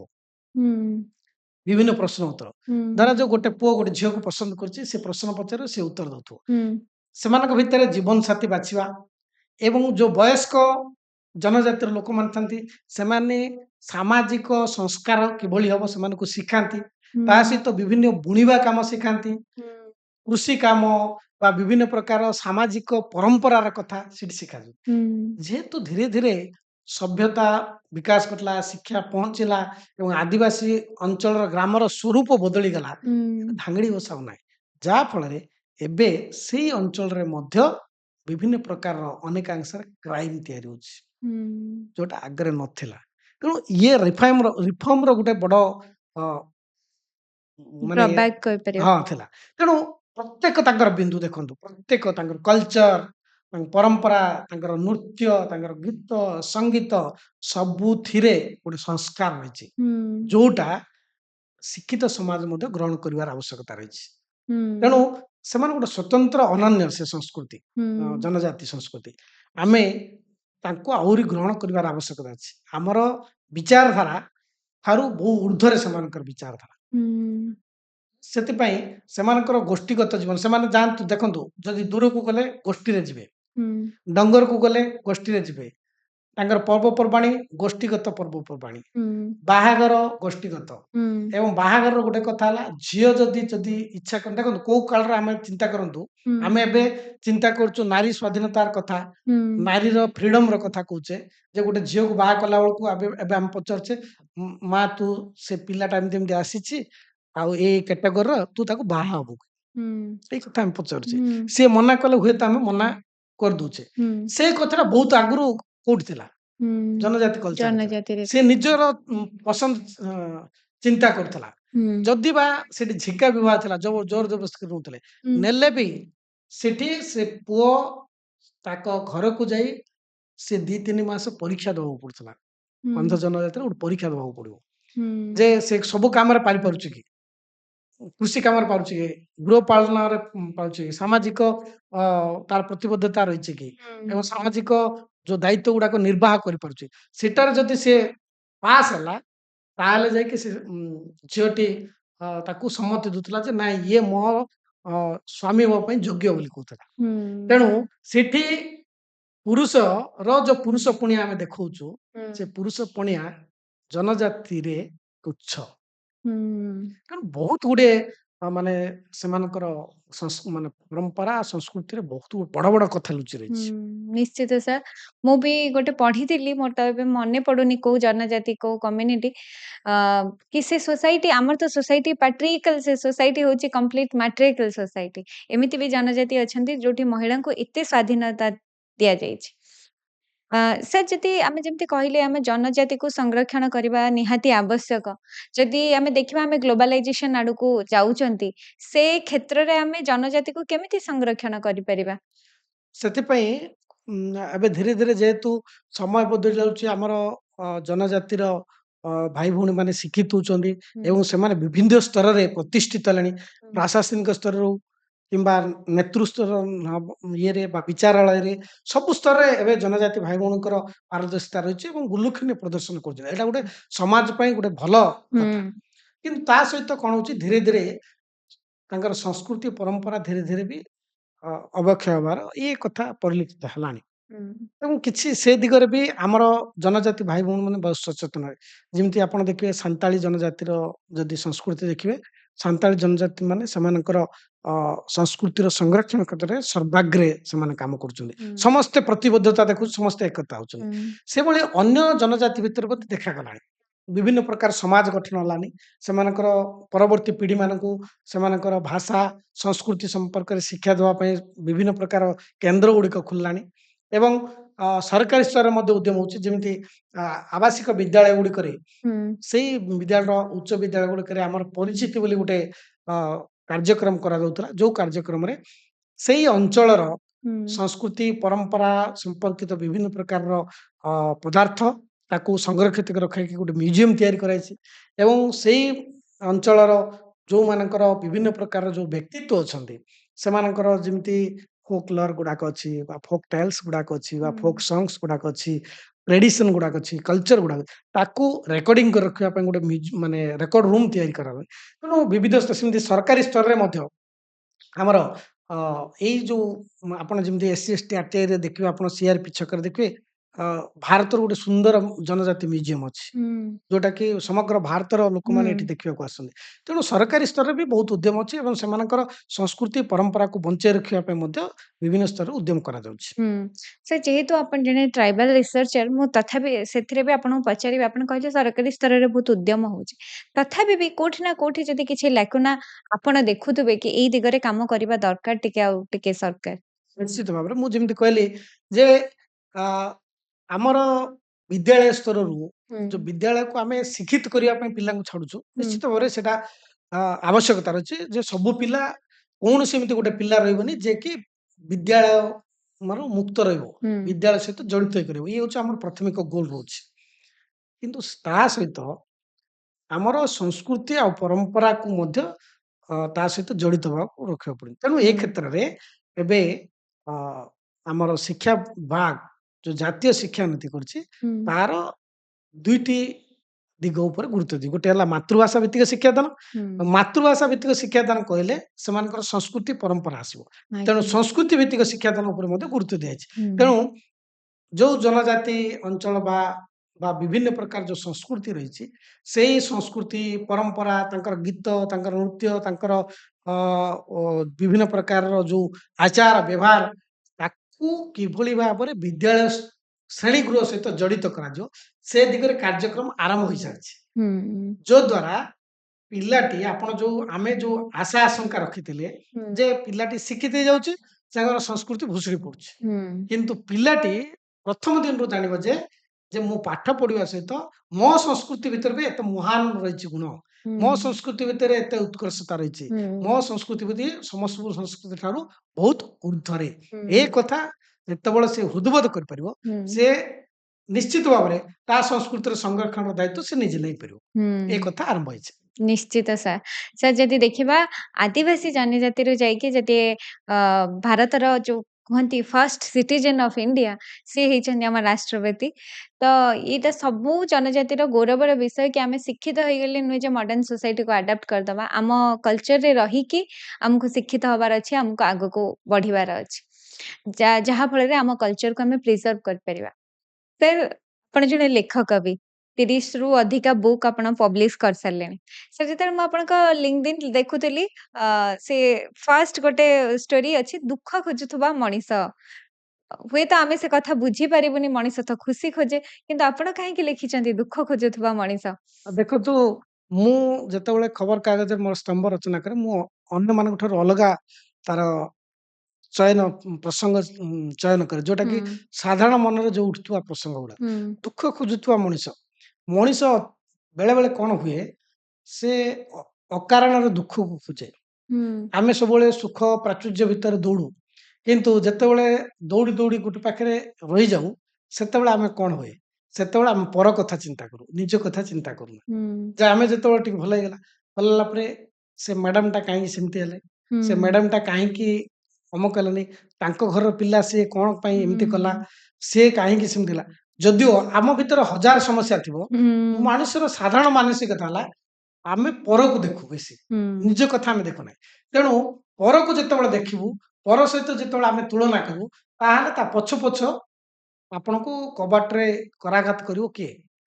ହୁଁ କାରଣ କାମନା ଯେତେବେଳେ ଅଧିକ ମାତ୍ରାରେ ଜାଗ୍ରତ ହେଇଯିବ, କାମନାର ବିନାଶରେ ଦୁଃଖର ବିନାଶ ଗୌତମ ବୁଦ୍ଧ କହିଛନ୍ତି। ହୁଁ କିନ୍ତୁ କାମନା ଯେତେ ମାତ୍ର ସ୍ତରୀଭୂତ ଶିଳା ଭଳିଆ ଉପରୁ ଉପରୁ ହେଇକି ଯିବ, ସେଭଳି ଦୁଃଖଟା ମଧ୍ୟ ଉପର ଉପର ହେଇକି ଯିବ। ହୁଁ ତେଣୁ ଆମେ ଆମ ସମସ୍ୟା ଭିତରେ, ଆମେ ଆମର ଚାରିପଟର ଯୋଉ ପରିସ୍ଥିତି ଭିତରେ ଯଦି ଆମେ ରହିବା ଏବଂ ଆମେ ଯୋଉ ଅର୍ଜନ କରୁଛୁ ବା ଆମର ଯୋଉ ପରିସ୍ଥିତି ଅଛି ତାକୁ ଭିତରେ ଆମେ ଯଦି ସନ୍ତୁଷ୍ଟ ହବା, ସେ ହୁଁ ହେଲେ ସୁଖୀ ମଣିଷ। ହୁଁ କିନ୍ତୁ ଆମେ ଯେତେବେଳେ ଆମକୁ ଛାଡିକି, ଆମେ ହୁଁ ମୁରୁ ଛାଡିକି ପର କଥା ଯେତେବେଳେ ଚିନ୍ତା କରୁଛୁ, ହୁଁ ସେତେବେଳେ ଆମେ ନିଶ୍ଚିତ ଭାବେ ଦୁଃଖକୁ ଖୋଜୁ। ତେଣୁ ହୁଁ ସେଇ କଥା ଲେଖିଲି ଯେ ଯେତେବେଳେ ମଣିଷ ନିଜ ଭିତରେ, ନିଜ ସମସ୍ୟା ଭିତରେ, ନିଜର ଅ, ପିଲା କୁଟୁମ୍ବ ବା ନିଜ ସମାଜକୁ ଯଦି ଦେଖିବ, ସେତେବେଳେ ପହଞ୍ଚିଥିବ। କିନ୍ତୁ ଯିଏ ଯେତେବେଳେ ପର ସହିତ ଯଦି ତୋଳିବା ଆରମ୍ଭ କରିବ, ହୁଁ ତାହେଲେ ସେ ନିଶ୍ଚୟ ଦୁଃଖକୁ ଆଣିବ। ତେଣୁ ଦୁଃଖ ହୁଁ। ଖୋଜୁଥିବା ମଣିଷ ହଉଛନ୍ତି ଆମେ। ହୁଁ, ନିଶ୍ଚିତ ସାର୍। କେତେ ସୁନ୍ଦର ସୋସିଆଲ ଇସ୍ୟୁଜଟାକୁ ଆପଣ କେତେ ସୁନ୍ଦର ଭାବରେ ଲେଖିଦେଇଛନ୍ତି, କେତେ ସୁନ୍ଦର ଭାବରେ ବର୍ଣ୍ଣନା ବି କରିଦେଲେ। ତାହା ଅବିଶ୍ୱସନୀୟ। ଏଇଟା ହଉଛି ଲେଖକର ପରିଚୟ। ସାର୍ 30 ରୁ ଅଧିକ ବୁକ୍ ବି ଆପଣ ପବ୍ଲିଶ କଲେଣି। ସାର୍ କୋଉ ବୁକଟି ଆପଣଙ୍କର ଫେଭରେଟ୍? ଫେଭରେଟ୍ ତ ପାଠକ ଗୋଟେ ଲେଖକ ହିସାବରେ ସବୁ ପୁସ୍ତକ ମୋର କାହିଁକି ଗୋଟେ ଯଦି ଜନ୍ମଦାତ୍ରୀ ମାଆକୁ ପଚାରିବ ହୁଁ, ତମର ଶ୍ରେଷ୍ଠ ସନ୍ତାନ କିଏ? ହୁଁ, ଯାହା ମତେ ଆପଣ ସେଇ ପ୍ରଶ୍ନ ପଚାରିଲେ କାରଣ ମା ପାଖରେ ସବୁ ସମାନ, ହୁଁ, ସବୁ ସନ୍ତାନ ସମସ୍ତେ ସମାନ, କିଏ ବଡ କିଏ ସାନ ନାହିଁ। ହୁଁ, ତେଣୁ ସେ ଯେତେବେଳେ ମା କିଛି ଖାଇବାକୁ ଦିଏ ସମସ୍ତଙ୍କୁ ସମାନ ଭାବରେ ବାଣ୍ଟିବା ପାଇଁ ଚେଷ୍ଟା କରିଥାଏ। ହୁଁ, ସେମିତି ମୋର ପ୍ରାୟ ସବୁ ପୁସ୍ତକ ମାନେ ଶ୍ରେଷ୍ଠ ବୋଲି ମୁଁ କହିବି କାରଣ ମୁଁ ଅତି ସତର୍କତା ସହିତ ପାଠକ ପାଖକୁ ଯେତେବେଳେ ମୁଁ ଥୁଉଛି ମୁଁ ଗୋଟେ ଲେଖା ଲେଖିଲା ବେଳେ ହଉ କିମ୍ବା ବହିଟି ପ୍ରସ୍ତୁତ କଲାବେଳେ ହୁଁ, ମୁଁ ବହୁତ ଥର ଚିନ୍ତା କରେ ଯଦି ମୁଁ ଯୋଉ ଦଉଛି ପାଠକ ପାଖକୁ ପହଞ୍ଚେଇବାକୁ ଚେଷ୍ଟା କରୁଛି ସେଥିରେ ଯଦି କିଛି ଗୋଟେ ତ୍ରୁଟି ରହିଗଲା ହୁଁ, ସେ ତ୍ରୁଟି ସେଟା ହବ କଣ ସାମାଜିକ ସ୍ତରରେ ବିଚରଣ କରିଯିବ। ହୁଁ, ମାନେ ଯେମିତି ଜଙ୍ଗଲରେ ନିଆଁ ଲାଗିଲେ ସହଜରେ ସେଟା ଖେପିଯିବ ହୁଁ, ସେମିତି ଗୋଟେ ଖରାପ ଜିନିଷ ଗୋଟେ ଯଦି ଆମେ ଦବା ସେ ସହଜରେ ଖେପିଯିବ। ତେଣୁ ହୁଁ, ଦି ବେଷ୍ଟ ପ୍ରଡକ୍ଟ ଆମର ହୁଁ, ସବୁଠାରୁ ଶ୍ରେଷ୍ଠ କୃତି ଗୁଡାକୁ ହୁଁ, ତାକୁ କିଭଳି ଭାବରେ ଦେବି ମୁଁ ତେଣୁ ମୋର କଲମଟି ଲେଖିଲା ବେଳେ ବହୁତ ସତର୍କତା ସହିତ ଚିନ୍ତା କରିକି ମୁଁ ଲେଖେ ହୁଁ, ବିଭିନ୍ନ ଇସ୍ୟୁ ଗୁଡାକ। ତେଣୁ ମୁଁ ଜନଜାତି ଯଦି ଜନଜାତିର ବହି ଗୁଡାକ ଦେଖିବେ ମୁଁ ଡିଫରେଣ୍ଟ ମାନେ ଇଏରେ କୋଣରୁ ଚିନ୍ତା କରି ଦୃଷ୍ଟିଭଙ୍ଗୀରେ ଚିନ୍ତା କରି ତାକୁ ଲେଖିଛି। ହୁଁ, ବିଭିନ୍ନ ପ୍ରକାର ଆପଣଙ୍କର ଅ, ପାରମ୍ପରିକତାରୁ ଦୂରରେ ଯାଇ ହୁଁ, ଜନଜାତିଙ୍କର ଗଭୀର ଅନ୍ତର୍ଦୃଷ୍ଟି ଗୁଡାକୁ ଦେଖିକି ତାକୁ ମୁଁ ରିସର୍ଚ୍ଚ କରିକି ବି ଲେଖିଛି। ହୁଁ, ସେଭଳି ଯଦି ମୋର ଉପନ୍ୟାସ ଗୁଡିକ ଦେଖିବେ ନକ୍ସଲ ସମସ୍ୟା ଉପରେ ଉପନ୍ୟାସ ସେ ଜୀବନ ଯୁଦ୍ଧ ବୋଲି ଲେଖିଛି। ହୁଁ, ଗୋଟେ ନକ୍ସଲର କାହାଣୀ ହୁଁ, ଯୋଉଟା କି ବ୍ରହ୍ମପୁର ତାଙ୍କର ସାହିତ୍ୟ ପରିଷଦ ପକ୍ଷରୁ ତାଙ୍କର କମ୍ପିଟିସନ ହେଇଥିଲା ସେଟା ଶ୍ରେଷ୍ଠ ରାଜ୍ୟରେ ଶ୍ରେଷ୍ଠ ଉପନ୍ୟାସ ପୁରସ୍କାର ପାଇଥିଲା। ହୁଁ, ସେମିତି ନିୟମଗିରିର ଅ, ସାନ୍ତ ବୋଲିକି ଲେଖିଛି। ନିୟମଗିରିର ଏବଂ ଡଙ୍ଗରିଆ ମାନଙ୍କର ଯୋଉ ଦୁଃଖ ହୁଁ, ସେ ଦୁଃଖକୁ ନେଇକି ଉପନ୍ୟାସ ବି ରହିଛି। ହୁଁ, ସେମିତି ଆହୁରି ପିଲାଙ୍କ ପାଇଁ କୁହୁକର ମହକ ବୋଲିକି ଉପନ୍ୟାସ ହେଇଛି। ପିଲାଙ୍କ ପାଇଁ ଗପ ରହିଛି ଏବଂ ଅ, ତା ସହିତ ବହୁତ ଗୁଡିଏ ଗପର ହୁଁ, ଅ, ସଂକଳନ ରହିଛି। ଜନଜାତି ବିଷୟକୁ ନେଇକି ଗପ ଲେଖିଥିବା ଜନଜାତି ଜୀବନର ଗପ ରହିଛି। ହୁଁ, ସେମିତି ବିଭିନ୍ନ ଅ, ନିଆରା ପ୍ରବନ୍ଧ ଗୁଡାକୁ ନେଇକି ଜନଜାତି ଜୀବନ, ଜନଜାତି ଚଳଣି, ତାପରେ ଆମର ସୌରା ସଂସ୍କୃତିର ଯିଏ ଉଦ୍ଭାବକ ସୌରା ଲିପି ଉପକାର ତାଙ୍କର ଜୀବନୀ, ସେମିତି ନଦୀ ମାନଙ୍କର ଆତ୍ମ କାହାଣୀ, ହୁଁ, ସୌରା ଜନଜାତି ଉପରେ ବହି। ତେଣୁ ବିଭିନ୍ନ ପ୍ରକାର ଦିଗରେ ମୁଁ ବହି ଆମର ଲେଖିଛି କାରଣ ମୁଁ ପ୍ରବନ୍ଧ, ଗପ, ଉପନ୍ୟାସ, କବିତା କେବେ କେବେ ଲେଖେ ଏବଂ ଶିଶୁ ସାହିତ୍ୟ ଲେଖେ। ଆ, ହୁଁ, ଛୋଟ ଛୋଟ ନାଟକ ବି ମୁଁ ଲେଖିଛି। ହୁଁ, ତେଣୁ ବିଭିନ୍ନ ବିବିଧ କ୍ଷେତ୍ରରେ ମୋର ରହିଛି ପ୍ରବେଶ। ହୁଁ। ତେଣୁ ସବୁ ବହି ଗୁଡାକ ମୁଁ ବହୁତ ଅତି ସତର୍କତାର ସହିତ ତାକୁ ପ୍ରସ୍ତୁତ କରିଛି। ନିଶ୍ଚିତ ସାର୍। ଆପଣ ସାମାଜିକ ପରିବର୍ତ୍ତନରେ କେବଳ ଟିଚର ହିସାବରେ ନୁହଁ, ସବୁ ହିସାବରେ ଆପଣ ଚେଷ୍ଟା କରିଛନ୍ତି। ସାମାଜିକ ସ୍ତରରେ କେମିତି ଉନ୍ନତି ହେବ। ସାର୍ ଆଜିକା ଡେଟ୍‌ରେ ସୋସିଆଲ ମିଡିଆ ଜମାନାରେ ଗୋଟେ ୱାର୍ଡ ବହୁତ ଚାଲିଛି ସେ ହଉଛି ଇନଫ୍ଲୁଏନ୍ସର। ଯଦି ପ୍ରକୃତ ଲେଭେଲରେ ଦେଖିବା ଆପଣ ହଉଛନ୍ତି ପ୍ରକୃତ ଇନଫ୍ଲୁଏନ୍ସର। ଯିଏକି ସବୁ ମାଧ୍ୟମରେ ଲୋକଙ୍କୁ ଇନଫ୍ଲୁଏନ୍ସ କରିବାକୁ ଚାହିଁଛନ୍ତି, ସାମାଜିକ ପରିବର୍ତ୍ତନ ଆଣିବାକୁ ଚାହିଁଛନ୍ତି। ସାର୍ ଯଦି ଦେଖିବା ଆପଣଙ୍କ ଜୀବନ ଗୋଟେ ସହଜ ଜୀବନ ଆପଣଙ୍କର ନୁହଁ, ଟିକେ ସଂଘର୍ଷମୟ ଜୀବନ। ଅତି କମ ବୟସରୁ ଆପଣଙ୍କ ଧର୍ମପତ୍ନୀ ଆପଣଙ୍କୁ ଛାଡିକି ପଳେଇଲେ। ସାର୍ ସେ ଯୋଉ ଜୀବନର ଦୁଃଖ କୁହନ୍ତି ମୁଁ ଯଦି ଦୁଃଖରେ ରହିଲି, ଦୁଃଖୀ ମଣିଷଟିଏ ପ୍ରତି ମୁଁ ଦରଦୀ ହେଇପାରିବି। ସେଥିପାଇଁ ଏତେ ସାରା କାର୍ଯ୍ୟକ୍ରମ ଆପଣ କରନ୍ତି। ସେଇ ଦୁଃଖକୁ ସାଥୀ କରି ଆପଣ ଆଗକୁ ଯିବାକୁ ଚାହିଁଛନ୍ତି? ଦେଖନ୍ତୁ ମାନେ ମୋର ଜୀବନ ପିଲା ଦିନରୁ ବର୍ତ୍ତମାନ ପର୍ଯ୍ୟନ୍ତ ହୁଁ, ସଂଘର୍ଷ ଦୁଃଖମୟ ହେଇକି ଚାଲିଛି। ହୁଁ, କାରଣ ପିଲାଟି ଦିନରୁ ମୁଁ ବାପାକୁ ହରେଇଲି ହୁଁ, ଏବଂ ପିଲାଦିନ ଦାରିଦ୍ର୍ୟ ସହିତ ସଂଘର୍ଷ କରିକି ଆସିଛି ଏବଂ ତାପରେ ପାଠ ପଢିଲି ଏବଂ ପଢିବା ପାଇଁ ମୁଁ ଖବରକାଗଜ ହକର ଭାବରେ ବିକିଛି ହୁଁ, ଘର ଘର ବୁଲିକି। ସେଠୁ ଯାହା ଆସିଲା ତାକୁ ମୁଁ ପଢିବା ପାଇଁ ଚେଷ୍ଟା କରିଛି ଏବଂ ତା ସହିତ ଯେତେବେଳେ ଶିକ୍ଷକତା କଲି, ଶିକ୍ଷକତା କଲା ପରେ ଯେତେବେଳେ ଆମେ ମୋ ପ୍ରତି ଯୋଉମାନେ ରହିଥିଲେ ମୋର ଦାୟିତ୍ୱ ରହିଥିଲେ ମୋର ମା ହୁଁ, ମତେ ଗଢିଛି ହୁଁ, ତାକୁ ସୁଖରେ ଦେଲା ବେଳକୁ ସିଏ ବି ଚାଲିଗଲା। ହୁଁ, ଏବଂ ଯେତେବେଳେ ବାହା ହେଲି ବାହା ହେବାର ମାତ୍ର 3 ବର୍ଷ ଭିତରେ ହୁଁ, ସ୍ତ୍ରୀ ମଧ୍ୟ ଚାଲିଗଲେ। ଏବଂ ତେଣୁ ସ୍ତରୀଭୂତ ହେଇକି ମୋ ଭିତରେ ଦୁଃଖ ରହିଛି। ତେଣୁ ଦୁଃଖକୁ ଗୋଟେ ମାନେ ଯଦି କହିଲେ ଦୁଃଖକୁ ମୁଁ ପିଇଗଲା ଭଳି ହେଇଯାଇଛି। ତେଣୁ ହୁଁ, ଗୋଟେ ଯେତେବେଳେ ପଥରଟା ଗୋଟେ ପଥର ହେଇଯିବ, ନିର୍ବେଦ ହେଇଯିବ ମଣିଷଟା, ହୁଁ, ତା ଭିତରେ ଦୁଃଖ, କିଏ ତାଡ଼ନା ଦେଲା, କିଏ ତିରସ୍କାର କଲା, ମୋ ଭିତରେ ଆଉ କିଛି ଫରକ ପଡୁନି। କାହିଁକି ମତେ ମୋ ବ୍ୟକ୍ତିଗତ କଥା ମତେ ହୁଁ, ଫରକ ପଡୁନି।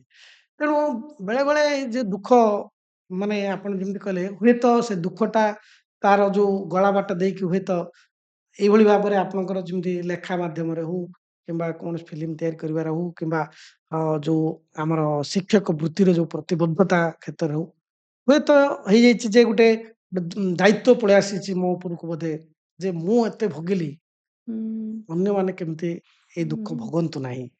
ମୁଁ ଯେଭଳି ତାଡ଼ନାରେ ଆସିଲି, ଅନ୍ୟମାନେ ସେମିତି ତାଡ଼ନାରେ ଗତି କରନ୍ତୁ ନାହିଁ। ମୁଁ ଯେଭଳି ଭାବରେ ମୁଁ ହେଇ ବଞ୍ଚି ପାରିଲି ନାହିଁ, ହୁଁ, ଅନ୍ୟମାନେ ସେଭଳି ଭାବରେ ଏତେ କଷଟି ପଥରରେ ଦୁଃଖ ଭିତରେ ବଞ୍ଚନ୍ତୁ ନାହିଁ। ହୁଁ, ସେମାନଙ୍କ ଭିତରେ କିଛି ଆଲୋକର ବର୍ତ୍ତିକା। ତେଣୁକରି ମୋର ଯୋଉ ଛାତ୍ରମାନେ, ହୁଁ, ଛାତ୍ରୀମାନେ ଏବେ ବି ସେମାନେ ବିଦ୍ୟାଳୟ ପରିତ୍ୟାଗ କଲା ପରେ ବି ସେମାନେ ସାଂସାରିକ ଜୀବନ ବହୁତ ବଞ୍ଚେଇ ମାନେ କରୁଛନ୍ତି। ହୁଁ, ବିଭିନ୍ନ ସ୍ତରରେ ପ୍ରତିଷ୍ଠିତ ଅଛନ୍ତି। ହୁଁ, ଏବେ ବି କାହିଁକି କେଜାଣି ତାଙ୍କ ଭିତରେ କଣ ମୁଁ ମାନେ ହୃଦୟରେ ତାଙ୍କର ବସା ବାନ୍ଧି। ଅନେକ ସମୟରେ ତାଙ୍କର ସମସ୍ୟା ହେଲେ ମତେ ତାଙ୍କର ବ୍ୟକ୍ତିଗତ ସମସ୍ୟା ହଉ କିମ୍ବା ବୃତ୍ତିଗତ ସମସ୍ୟା ହଉ କିମ୍ବା ଶିକ୍ଷାଗତ ସମସ୍ୟା ହଉ, ମତେ ଫୋନ କରି ପଚାରନ୍ତି।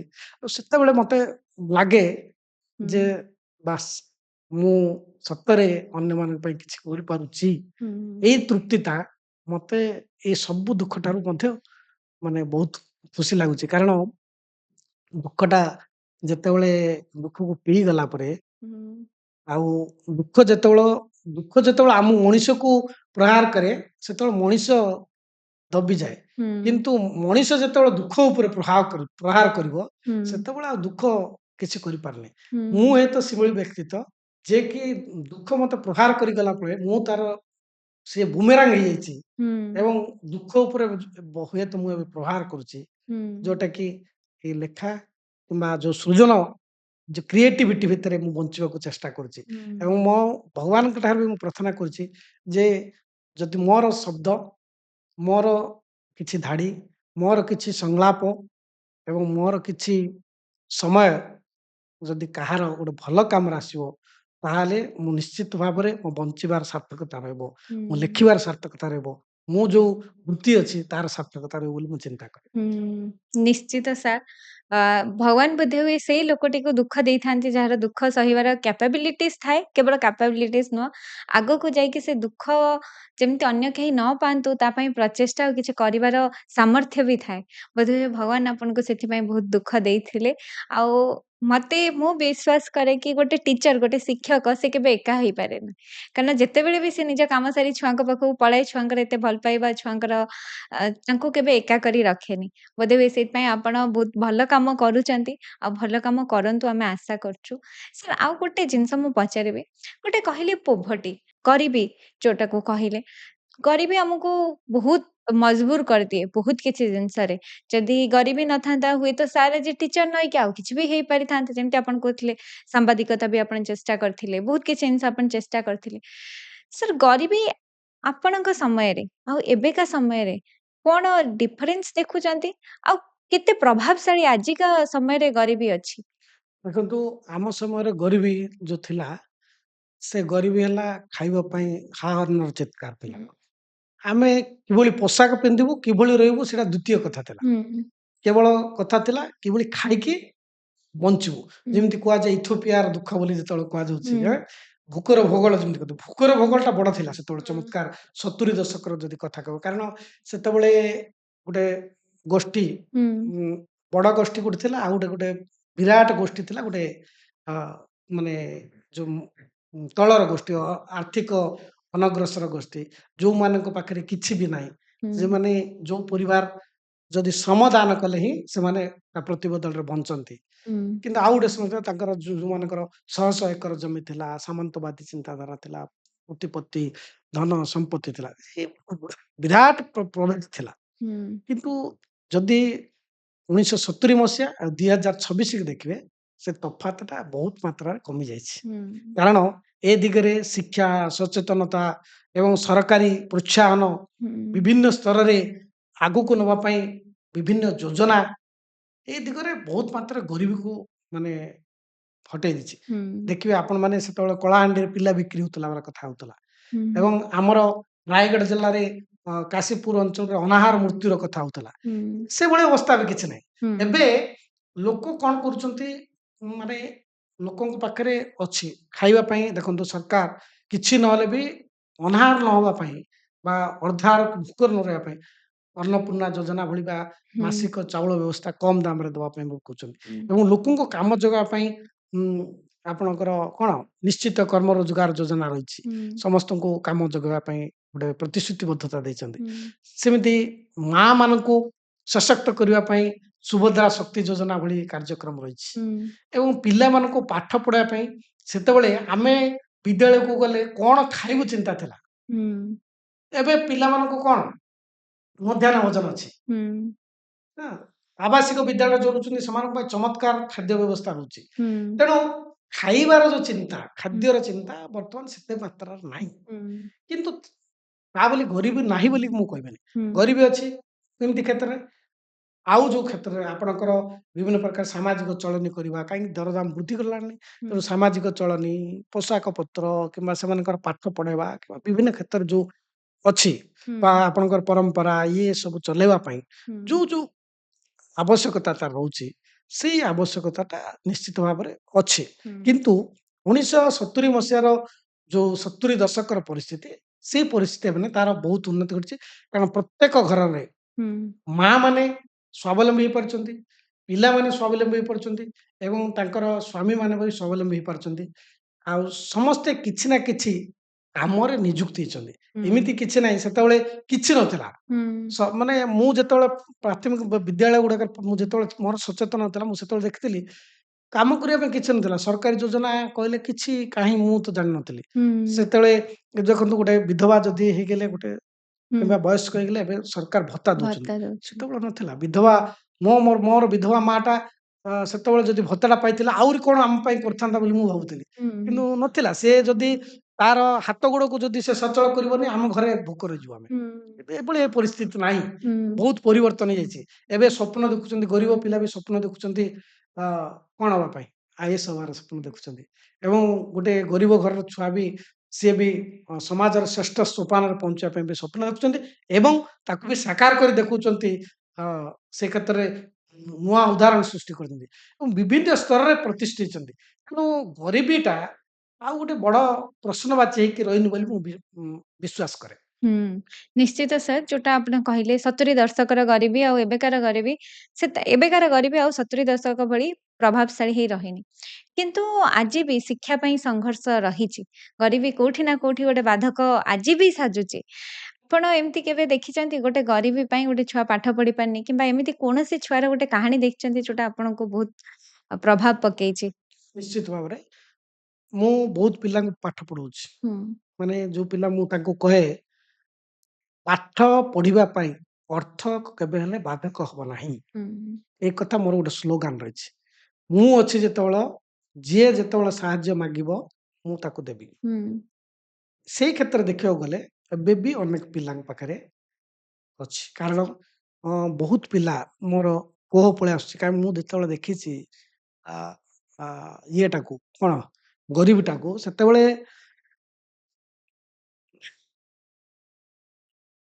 ଏବେ ବି ମାନେ ବହୁତ ପିଲା ଯେତେବେଳେ ସପିଂ ମଲକୁ ଯାଏ ବହୁତ ପିଲା ନମସ୍କାର କରନ୍ତି। ମୁଁ ପଚାରେ କଣ ତୁ ଏଠି ଅଛୁ? ନାଇଁ ସାର୍ ମୁଁ ପାଠ ପଢିବା ପାଇଁ ଇଚ୍ଛା ଥିଲା କିନ୍ତୁ ପାଠ ପଢି ପାରୁନି। ହୁଁ କାରଣ ପ୍ରାଥମିକ ଶିକ୍ଷା ଦଶମ କ୍ଲାସ ଯାଏ ମାଗଣାରେ ପଢି ଦଉଛନ୍ତି ପିଲା। ହୁଁ କିନ୍ତୁ ତାପରେ ପିଲାମାନଙ୍କର ସ୍ୱପ୍ନ ପୂରଣ ହେଇପାରୁନି।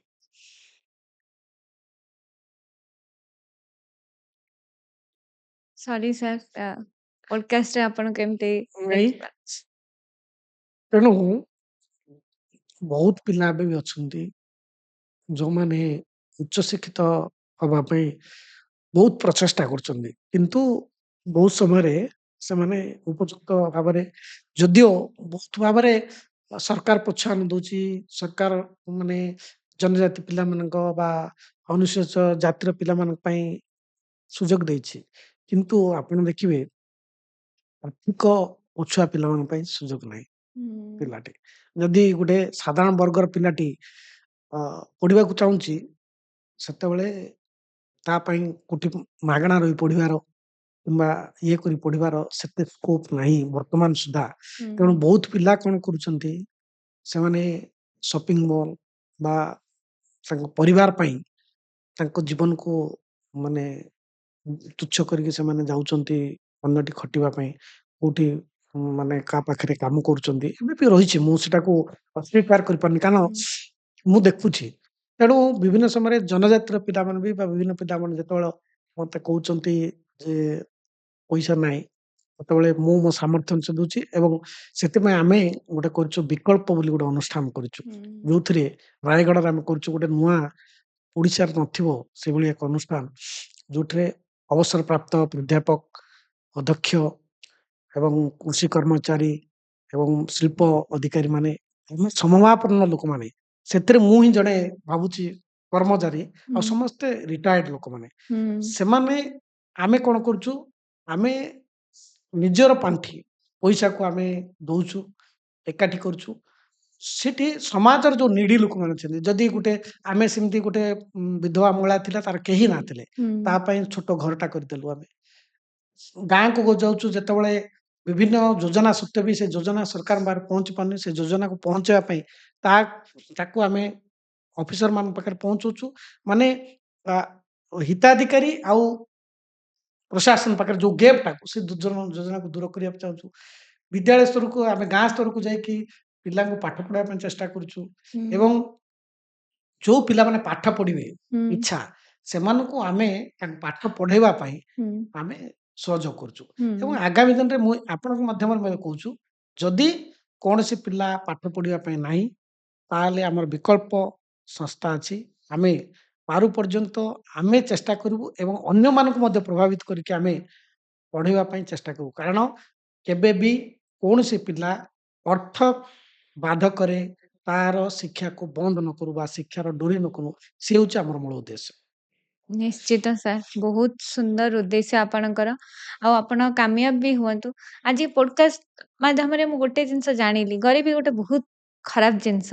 ଯଦି ଆପଣଙ୍କ ଭଳି ଜଣେ ଷ୍ଟ୍ରଙ୍ଗ ପର୍ସନଙ୍କ ଆଖିରେ ଲୁହ ଆସିଯାଉଛି ଗରିବୀ କଥା ଭାବିକି ମୁଁ ବୁଝିପାରୁଛି ଗରିବୀ କେତେ ପର୍ଯ୍ୟନ୍ତ ଆମକୁ ନିହତ ଆହତ କରିପାରେ ସାର୍ ଯେତେବେଳେ ପଲିସି କଥା ଆମେ କଥା ହଉଥିଲେ ତ କହିଲେ ଗୋଟେ ଗ୍ୟାପ୍ ରହିଯାଉଛି ଆମର ପଲିସି ବହୁତ ସାରା ବନୁଛି ସରକାର ସ୍ତରରେ ସରକାର ବହୁତ ଗଭର୍ଣ୍ଣମେଣ୍ଟ ପଲିସିସ୍ ଏଜୁକେସନ ପାଇଁ ବନଉଛନ୍ତି ସେ ଯଦି ଦେଖିବା ଆମେ ଗ୍ରାଉଣ୍ଡ ଲେଭେଲରେ ଗ୍ରାସ ରୁଟ୍ ଲେଭେଲରେ ସବୁଗୁଡାକ ଇମ୍ପ୍ଲିମେଣ୍ଟ ହଉଛି ସାର୍ ଭଲ ସେ ଇମ୍ପ୍ଲିମେଣ୍ଟ ହେଇପାରୁଛି ନା ଟିକେ ଗ୍ୟାପ୍ ହେଇଯାଉଛି ନାଇଁ ନିଶ୍ଚିତ ଭାବରେ ହଉଛି କାରଣ ଯେତେବେଳେ ସରକାରୀ ସ୍ତରରେ ଯୋଜନା ପ୍ରସ୍ତୁତ ହଉଛି ସେ ଯୋଜନାକୁ ଲୋକମାନଙ୍କ ପାଖରେ କେମିତି ଗୋଟେ ପହଞ୍ଚେଇବା ପାଇଁ ହୁଁ ତା ଦିଗରେ ମଧ୍ୟ ଗୋଟେ ବଡ ମାନେ ଯୋଜନା ବି ପ୍ରସ୍ତୁତ ହଉଛି ହୁଁ ଯେମିତି ପ୍ରସାର ପ୍ରସାର ହବ ଏବଂ ଲୋକଙ୍କୁ ସେ ଯୋଜନା ସମ୍ପର୍କରେ ଜାଣିବେ ଏବଂ ଲୋକ ଯୋଜନା କିଭଳି ଭାବରେ ପହଞ୍ଚି ପାରିବ ସେ ପାଖରେ ଯିବେ ଆ ସତ୍ତ୍ୱେ ବି କଣ ହଉଛି କେତେବେଳେ ଯୋଉ ଶିକ୍ଷା ଓ ସଚେତନତା ଅଭାବରେ କୋଉଠି ନା କୋଉଠି କୋଉ ଲୋକଟି ପାଖରେ ସେଇ ଜିନିଷ ପହଞ୍ଚି ପାରୁନି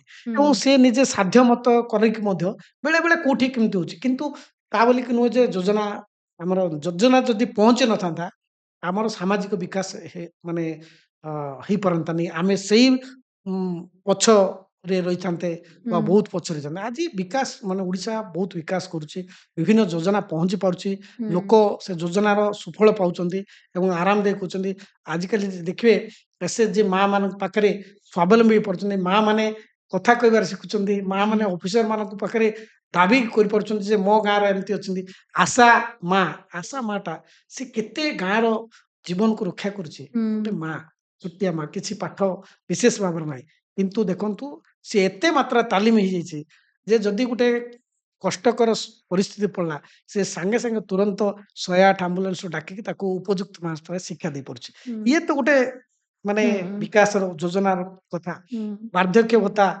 ହଉଛି ଗାଁର ଯୋଉ ୱାର୍ଡ ମେମ୍ବରଟା ସଚେତନ ହଉଛି ବା ଗାଁର ଗୋଟେ ଜଣେ ଶିକ୍ଷିତ ଲୋକଟା ତାକୁ ତାର ମା ବା ସେ ବିଧବା ଲୋକଟାକୁ କିମ୍ବା ବୁଢୀ ମାଟାକୁ ନେଇକି ପାଉଛି, ସେ ହୁଁ, ପାଉଛି ଯୋଉ ଭତ୍ତାଟା, ସେ ଭତ୍ତାରେ ସେ ବହୁତ ସ୍ୱପ୍ନ ଦେଖୁଛି। ସେ ବୁଢୀ ମାଟା, ହୁଁ, ସେ ବିଧବା ଲୋକଟା ତା ପରିବାର ପାଇଁ ବହୁତ ସ୍ୱପ୍ନ ଦେଖୁଛି। ହୁଁ, ତେଣୁ ଯୋଜନା ବହୁତ ବଢିଆ ହଉଛି ଏବଂ ଯୋଜନାର କାର୍ଯ୍ୟକାରିତା ବି ବହୁତ ହଉଛି। ହୁଁ, ଏବଂ ବେଳେ ବେଳେ କଣ ହଉଛି, ଏଇ ଯୋଉ ସାମାଜିକ ସ୍ତର ଯୋଉ ରହୁଛି ଏବଂ ବିଭିନ୍ନ ସମୟରେ ଯୋଉ ସଚେତନତାର ଅଭାବ ରହୁଛି ଏବଂ କୋଉଠି ନା କୋଉଠି ଶିକ୍ଷାର ଅଭାବ ରହୁଛି, ସେ ଦିଗରେ କେତେ ମାତ୍ରାରେ କେତେ ପରିମାଣରେ ତାହା ହୁଏତ ଲୋକଙ୍କ ପାଖରେ ପହଞ୍ଚି ପାରୁନି। ହୁଁ। କିନ୍ତୁ ବିକାଶ ହେଇଛି, ଯୋଜନା ଯୋଗୁ ହିଁ ହେଇଛି। ହୁଁ, ନିଶ୍ଚିତ ସାର୍ ଯୋଜନା ଯୋଉ ଆଶା କର୍ମଚାରୀଙ୍କ କଥା କହିଲେ, ଆମ ଓଡିଶା ଗୋଟେ ଏମିତି ଷ୍ଟେଟ୍ ଆଶା କର୍ମଚାରୀଙ୍କ ପାଇଁ ପୁରା ବିଶ୍ୱ ସ୍ତରରେ ଆମେ ପ୍ରଶଂସାର ପାତ୍ର ହେଇଥିଲୁ। ସାର୍ ଯଦି ଆପଣଙ୍କ ଭଳି ଲୋକ ରହିବେ ଆଉ ଲୋକମାନେ ସଚେତନ ରହିବେ, ଲୋକମାନଙ୍କୁ ସଚେତନ ଆପଣଙ୍କ ଭଳି ଲୋକମାନେ କରେଇବେ, ଆପଣଙ୍କ ଭଳି ପର୍ସନ୍ସ ମାନେ କରେଇବେ, ତାହେଲେ ହୁଏତ ଯୋଉ ପଲିସି ବନୁଛି ତାର ଇମ୍ପ୍ଲିମେଣ୍ଟେସନ ବି ବହୁତ ଭଲରେ ହେଇପାରିବ। ସାର୍ ଆପଣ ଓଡିଆ ଭାବରେ କେତେ ଗର୍ବିତ? ମୁଁ ଓଡିଆ ଭାବରେ ବେଶ ଗର୍ବିତ, କାରଣ ଏ ଓଡିଆର ମାଟି ପାଣି ପବନ ମତେ ପରିପୁଷ୍ଟ କରିଛି। ହୁଁ, ଏବଂ ଜଗତର ନାଥ ଜଗନ୍ନାଥ ସମଗ୍ର ବିଶ୍ୱର ଦେବତା, ଯାହାର ସବୁ ବଡ ହୁଁ, ବଡ ନେତ, ବଡ ଦାଣ୍ଡ, ବଡ ଜାତ, ହୁଁ, ନା ବଡ ଭୋଗ। ତେଣୁ ସେ ସବୁ ଠାକୁର ଠାରୁ ଉର୍ଦ୍ଧ୍ୱରେ ସେଭଳି ଏକ ଅ, ଯୋଉ ରାଜ୍ୟ, ସେ ରାଜ୍ୟରେ ମୁଁ ଜନ୍ମ ହେଇଛି। ହୁଁ, ଆପଣ ଅତୀତରୁ ବର୍ତ୍ତମାନକୁ ଦେଖିବେ, ହୁଁ, ଓଡିଆଙ୍କର ବୀରତ୍ୱର କାହାଣୀଠୁ ଦେଖି ବର୍ତ୍ତମାନ ପର୍ଯ୍ୟନ୍ତ ଦେଖିବେ, ହୁଁ, ସବୁଠି ଓଡିଆ ମାନଙ୍କର ରାଜୁତି ଅଛି। ହୁଁ, ରାଜନୀତି କ୍ଷେତ୍ରରେ ଦେଖନ୍ତୁ, ସଂସ୍କୃତି କ୍ଷେତ୍ରରେ ଦେଖନ୍ତୁ, ଦେଶର ପ୍ରଥମ ନାଗରିକ କ୍ଷେତ୍ରରେ ଦେଖନ୍ତୁ, ହୁଁ, ଏବେ ଯେତେ ରିଏଲିଟି ଶୋ ହଉଛି ଆପଣ ଦେଖନ୍ତୁ ନ୍ୟାସନାଲ ଲେଭେଲରେ, ହୁଁ, ସବୁ ରିଏଲିଟି ଶୋରେ କେହି ନା କେହି ଓଡିଆ ଅନ୍ୟମାନଙ୍କୁ ବାଜିମାତ କରୁଛନ୍ତି। ହୁଁ, କେବଳ ଦେଶର କ୍ଷେତ୍ର ନାହିଁ, ଆନ୍ତର୍ଜାତୀୟ କ୍ଷେତ୍ରରେ ମଧ୍ୟ ଓଡିଆ ମାନେ ନିଜର ପରାକାଷ୍ଠା ଦେଖାଉଛନ୍ତି। ହୁଁ, ତେଣୁ ସେତେବେଳେ ଯେତେବେଳେ ଆମେ ଏସବୁ ଦେଖୁଛୁ, ନିଶ୍ଚିତ ଭାବରେ ଗୋଟେ ଓଡିଆ ଭାବରେ ଆମକୁ ଗର୍ବିତ ଲାଗୁଛି ହୁଁ, ଏବଂ ଖୁସି ଲାଗୁଛି ଯେ ମୁଁ ଓଡିଆରେ ଜନ୍ମ ହେଇଛି, ହୁଁ। ଓଡିଶାରେ ଜନ୍ମ ହେଇଛି। ନିଶ୍ଚିତ ସାର୍, ଆମେ ପ୍ରତିଟି ଓଡ଼ିଆ ନିଜ ଓଡ଼ିଆତ୍ୱ ପାଇଁ ଗର୍ବ କରିବା ଦରକାର। ଯେତେବେଳେ ରାଷ୍ଟ୍ରପତିଙ୍କ ଠାରୁ ପୁରସ୍କାର ଆଣିବାକୁ ଯାଇଥିଲେ, ସେ ମୋମେଣ୍ଟଟା କେମିତି ଥିଲା ଆପଣଙ୍କ ପାଇଁ? ସେ ମୁମେଣ୍ଟଟା ବହୁତ ମାନେ ସ୍ମରଣୀୟ, କାରଣ ସେ ଯୋଉ ମଞ୍ଚ, ବିଜ୍ଞାନ ଭବନର ମଞ୍ଚ, ରାୟଗଡାର ପଦ୍ମପୁର ବୋଲି ଏକ ଛୋଟ ଗାଁ, ଯୋଉ ଗାଁରେ ଗୋଟେ ଗରିବ ପରିବାରରେ ଜନ୍ମିତ ଗୋଟେ ବାଳକ, ସେ ବାଳକ ବିଭିନ୍ନ ଘାତ ପ୍ରତିଘାତକୁ ଅତିକ୍ରମ କରିକି ଗାଁରୁ ବ୍ଲକ, ବ୍ଲକରୁ ଜିଲ୍ଲା, ଜିଲ୍ଲାରୁ ରାଜ୍ୟ, ରାଜ୍ୟରୁ ଯାଇକି ବିଜ୍ଞାନ ଭବନରେ ପହଞ୍ଚିବା। ଏବଂ ବିଜ୍ଞାନ ଭବନରେ ଇଏ ଏକ ବିରଳ ଦୃଶ୍ୟ ମୋ ପାଇଁ ମଧ୍ୟ, କାରଣ ସେଠି ତିନୋଟି ଓଡିଆ ଥିଲେ। ହୁଁ, ଜଣେ ହେଲେ ମୁଁ, ଆଉ ଜଣେ ମହାମହିମ ରାଷ୍ଟ୍ରପତି ଓଡିଆ ହୁଁ, ଏବଂ ଭାରତର ଶିକ୍ଷା ମନ୍ତ୍ରୀ ବି ଓଡିଆ।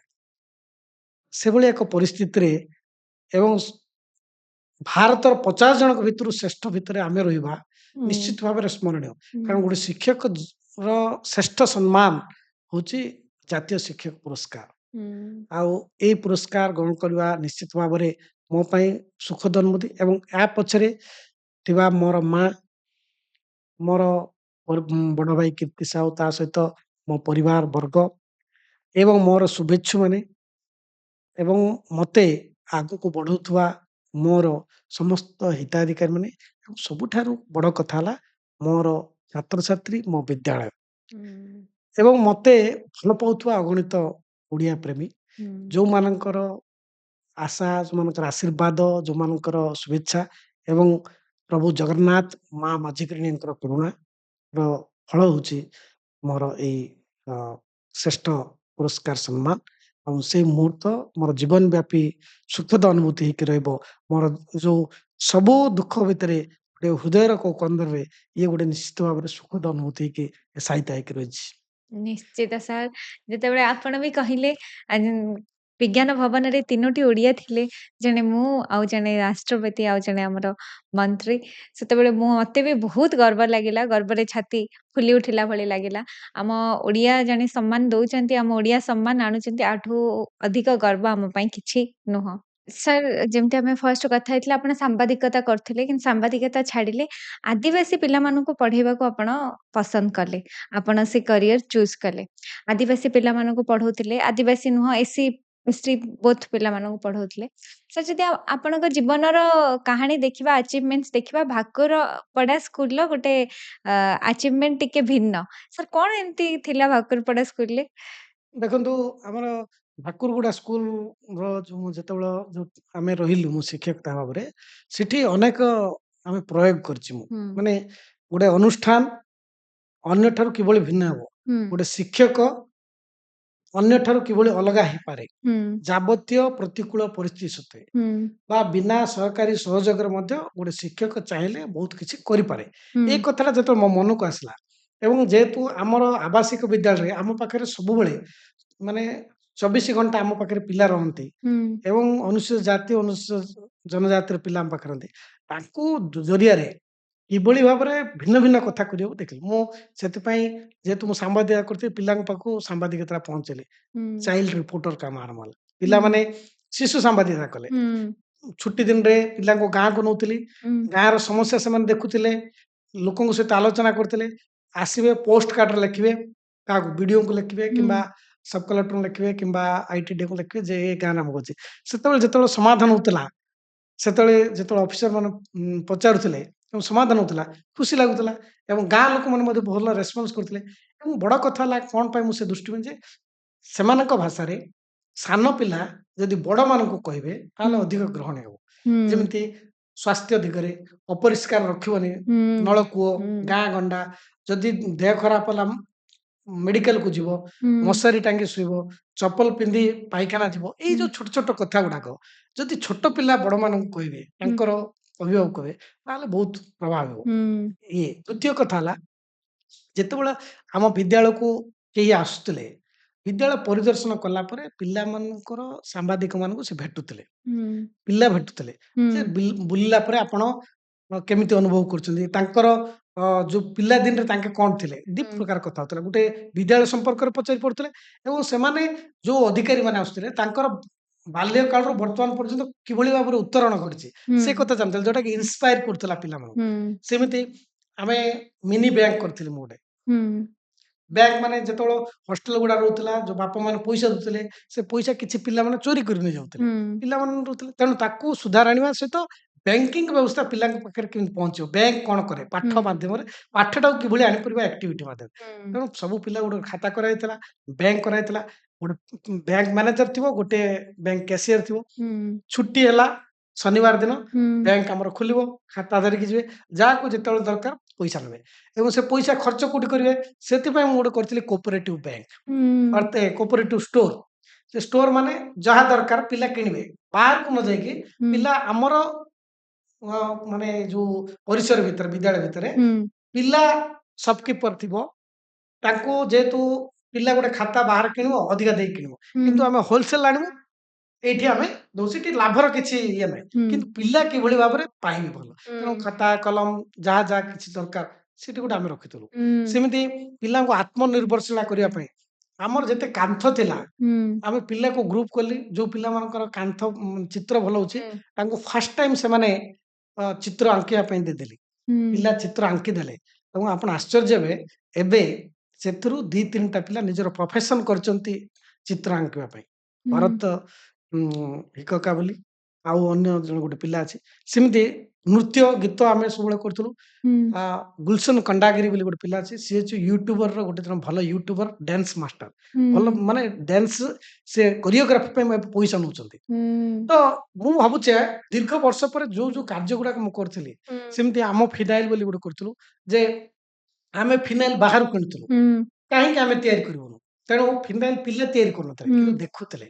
ଆମର ପିଅନ ଫିନାଇଲ କେମିତି ହୁଏ ହୁଁ, କୋଉ କେମିକାଲ ମିଶିଲେ କେମିତି ତିଆରି ହୁଏ ଫିନାଇଲ ଫିନାଇଲ ଅର୍ଥାତ୍ ସେ ଭବିଷ୍ୟତରେ ହୁଏତ ଫିନାଇଲ କାରଖାନାରେ ତିଆରି କରିପାରିବ ହୁଁ, ସେମିତି ଆମେ ବଗିଚା ତିଆରି କରୁଥିଲୁ ପିଲାମାନଙ୍କର ଯୋଗଦାନ ରହୁଥିଲା ଏବଂ ଆ, ଆମର ଯୋଉ ଗାଧୁଆ ପାଣି ଥିଲା ସେ ହୁଁ, ଗାଧୁଆ ପାଣି ଗୋଟେ କୁଣ୍ଡରେ ରଖୁଥିଲୁ ସେଇଟା ପାଣି ତାରେ ରହୁଥିଲୁ ସେମିତି ମକ୍ ପାର୍ଲାମେଣ୍ଟର କଥା ବି ଚିନ୍ତା କରୁଅଛି ଆମେ ମକ୍ ପାର୍ଲାମେଣ୍ଟ ବହୁତ ଆଗରୁ ମୁଁ କରିଥିଲି ମକ୍ ପାର୍ଲାମେଣ୍ଟରେ ପିଲାମାନେ ବିଭିନ୍ନ ବିଦ୍ୟାଳୟର ସମସ୍ୟାକୁ ଆଲୋଚନା କରିବେ। ହୁଁ ଏମିତିକି ଆମେ ବଜେଟ୍ ସେସନ୍ ମଧ୍ୟ କରୁଥିଲୁ। ହୁଁ ବଜେଟ୍ ସେସନ୍‌ରେ ବିଦ୍ୟାଳୟର ଯେମିତି ପରିଷ୍କାର ପାଇଁ ବା ବିଦ୍ୟାଳୟର ଖାଦ୍ୟ ପାଇଁ ବା ବିଭିନ୍ନ ପ୍ରକାର ବଜେଟ୍ ତିଆରି କରୁଥିଲେ। ପିଲାମାନେ ସ୍ଥୂଳ ସେମିତି ବାଲ୍ ଅଦାଲତର କଥା ମୁଁ ଆଗରୁ କହିଥିଲି, ଏବେ କହିଥିଲି। ଅଦାଲତ କେମିତି ପରିଚାଳନା କଲେ। ତେଣୁ ହୁଁ ଯୋଉ ସାମାଜିକ ଅନୁଷ୍ଠାନ ଗୁଡ଼ିକ ଅଛି ବା ପ୍ରଶାସନିକ ଅନୁଷ୍ଠାନ ଅଛି, ହୁଁ ତାକୁ ବହି ଭିତରେ ସୀମିତ ନ ରଖିକି କିଭଳି ସିଧାସଳଖ ସେ ଭିତରେ ଯୋଡ଼ି ହେବ, ସେ କଥାଟା ଆମେ କରିଥିଲୁ। ସେମିତି ହୁଁ ଆମର ରାସ୍ତାଟାକୁ ଆପଣ ବିଦ୍ୟାଳୟକୁ ଯୋଉ ଏଣ୍ଟ୍ରି ହେବେ ସେ ରାସ୍ତାଟାକୁ ଆମେ ଟ୍ରାଫିକ୍ ଭାବରେ କରିଥିଲୁ ପୋଷ୍ଟ। ହୁଁ ଗୋଟେ ପଟେ ଯିବେ କେମିତି ଟ୍ରାଫିକ୍‌ର ବିଭିନ୍ନ ସିଗ୍ନାଲ କେମିତି ଗୋଟେ ଆପଣଙ୍କର ଚେକ୍ ପୋଷ୍ଟ ଥିବ, ପିଲା ହୁଁ ରହିବେ କେମିତି, କୋଉ ସିଗ୍ନାଲ କଣ ସବୁ ସେ କରାହେଇଥିଲା। ତେଣୁ ବିବିଧ କ୍ଷେତ୍ରରେ ପିଲାଙ୍କର ମାନେ ଉତ୍କର୍ଷତା ପାଇଁ ସେମିତି ଆମେ ଆ ପିଲାମାନଙ୍କୁ ଆମେ କୁନି ରାଇଟର ତିଆରି କରିଥିଲି ମୁଁ। ହୁଁ ଯେ ଉଁ, କୁଇ ଭାଷା ଏବଂ ଓଡ଼ିଆ ଭାଷାରେ। ହୁଁ ସେଇ ଭାଷାରେ ପିଲା ଚିତ୍ର ନିଜେ କରିବେ। ହୁଁ ଛୋଟ ଛୋଟ ଧାଡ଼ିରେ କାହାଣୀ ଗୋଟେ ତିଆରି କରିବେ। ଛୋଟ ବେଶୀ ବଡ଼ ନାହିଁ, ଛୋଟ ବହି ଗୁଡ଼ାକ। ଯୋଉଟା କି ପରବର୍ତ୍ତୀ ସମୟରେ ଆମର ଅ, ଉଁ, ତାକୁ ଶିକ୍ଷା ସନ୍ଧାନ ପ୍ରକାଶିତ ମଧ୍ୟ କରିଛି। ହୁଁ ହୁଁ ତେଣୁ ସ୍ୱପ୍ନ ବୁଣିବା ପାଇଁ ବହୁତ ପ୍ରକାର ଆମେ ଉଦ୍ୟମ କରିଥିଲୁ ଏବଂ ସେଲ୍ଫ ଯେମିତି ସେମାନେ ଆତ୍ମନିର୍ଭରଶୀଳତା ହେବେ, ହୁଁ ସେଥିପାଇଁ ବିଭିନ୍ନ କାର୍ଯ୍ୟ ଗୁଡ଼ାକ କରିଥିଲୁ। ଯୋଉଟା କି ଏବେ ମତେ ଆତ୍ମସନ୍ତୋଷ ଲାଗୁଛି ଯୋଉ କ୍ଷେତ୍ରରେ ହୁଁ ଯାହାକି ପରବର୍ତ୍ତୀ ସମୟରେ ଆମର ସରକାର ତାକୁ ଗ୍ରହଣ କରୁଛି, ସେଟା ହୁଁ ଦେଖିଲେ ଖୁସି ଲାଗୁଛି। ନିଶ୍ଚିତ ସାର୍। ଗୋଟେ ଟିଚର କେତେ ଇନୋଭେଟିଭ ହେଇପାରେ ମୁଁ ଆପଣଙ୍କ ଠାରୁ ଜାଣୁଛି। ଏବେ ସରକାର ଏସବୁ ଜିନିଷରେ ପ୍ରଚେଷ୍ଟା କରୁଛନ୍ତି। ଆପଣ ବହୁତ ବର୍ଷ ପୂର୍ବରୁ ଏସବୁ ଜିନିଷ କରିସାରିଲେଣି। ଆଉ ଯଦି ହୁଏତ ମୁଁ ଭାବୁଛି ମୁଁ ଯଦି ଏଇଭଳି ବିଦ୍ୟାଳୟରେ ପଢିଥାନ୍ତି ମତେ ବିଦ୍ୟାଳୟ ଯିବାକୁ କେବେ ମୁଁ କୁଣ୍ଠାବୋଧ କରିନଥାନ୍ତି। ଏତେ ସାରା ଏକ୍ସଟ୍ରା କରିକୁଲାର ଆକ୍ଟିଭିଟିସ୍ ସବୁ ଜିନିଷ ଯୋଉ ବୟସରେ ଶିଖିବାର ସବୁଠୁ ଅଧିକ ଆଗ୍ରହ ଥାଏ ଆଉ ସବୁଠୁ ଅଧିକ ଛୁଆ ସେଇ ବୟସରେ ଶିଖି ବି ଆପଣ ପାରନ୍ତି। ଯୋଉଟା କହିଲେ ବହୁତ ବଡ଼ କଥା କହିଲେ ଯେ ଯୋଉ ଡ୍ରପ୍ ଆଉଟ୍ ଆଉ ପିଲା ଛାଡ଼ି ଦଉଛନ୍ତି। ହୁଁ ଆମେ ଯଦି ବିଦ୍ୟାଳୟ ସ୍ତରରେ ଏଇ ସବୁ କାର୍ଯ୍ୟକ୍ରମ କରୁ, ମୋର ବ୍ୟକ୍ତିଗତ ଅନୁଭୂତି ଅଛି। ହୁଁ ଆମ ଭାକୁରଗୁଡା ବିଦ୍ୟାଳୟରେ ଯେତେବେଳେ ମୁଁ କରୁଛି, ଯୋଉ ବିଦ୍ୟାଳୟକୁ ମୁଁ ଯାଉଛି, ସେଠି ପିଲାମାନେ ଯେତେବେଳେ ଛୁଟି ହେବ, ବେଳେ ବେଳେ ପିଲାମାନେ ଯିବାକୁ ଇଚ୍ଛା କରନ୍ତି। ହୁଁ ମାନେ ଯେହେତୁ ଏତେ ପିଲାମାନେ ମାନେ ପାଠ ଇନଭଲ୍ଭ ସରିଲା ହେଇଯାନ୍ତି। ପାଠ ସରିଲା ଆଜି ଏ ଆକ୍ଟିଭିଟି ହବ।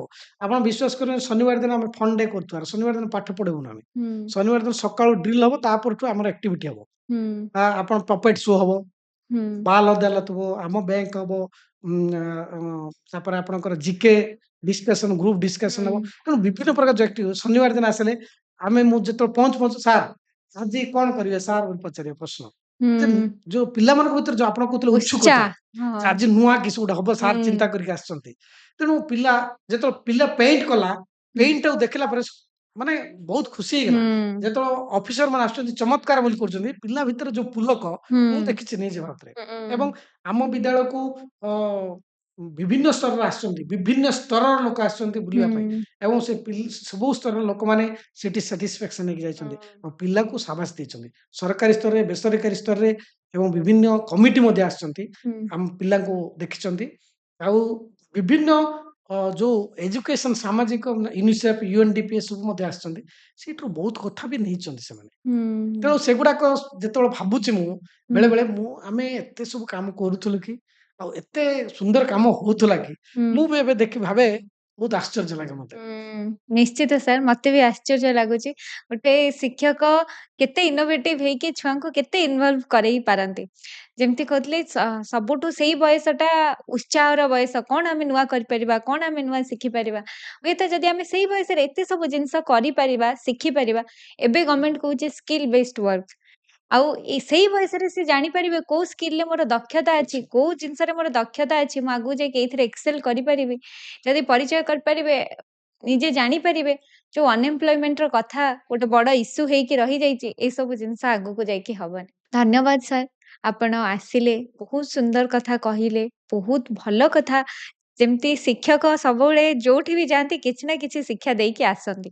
ଏଇଠି ବି ବହୁତ କିଛି ଶିକ୍ଷା ଦେଇକି ଗଲେ, ବହୁତ କିଛି ଜଣେଇଲେ, ନିଜର ମନର କଥା କହିଲେ। Thank you so much sir, ଆପଣ ଆସିଲେ, ଏତେ ସୁନ୍ଦର ବାର୍ତ୍ତାଳାପ ଆମର ହେଲା। Thank you. ନମସ୍କାର, ଧନ୍ୟବାଦ। ବେଷ୍ଟ ଇନ୍ ଓଡ଼ିଶାକୁ ମତେ ଏଇଠି ଡାକିକି ଆଲୋଚନା କରିଛନ୍ତି ଏବଂ ବହୁତ ସୁନ୍ଦର କଥା ଆଲୋଚନା ଆପଣ କରିଛନ୍ତି। ତେଣୁ ଆପଣଙ୍କୁ ବି ଧନ୍ୟବାଦ ଜଣାଉଛି। Thank you. Thank you.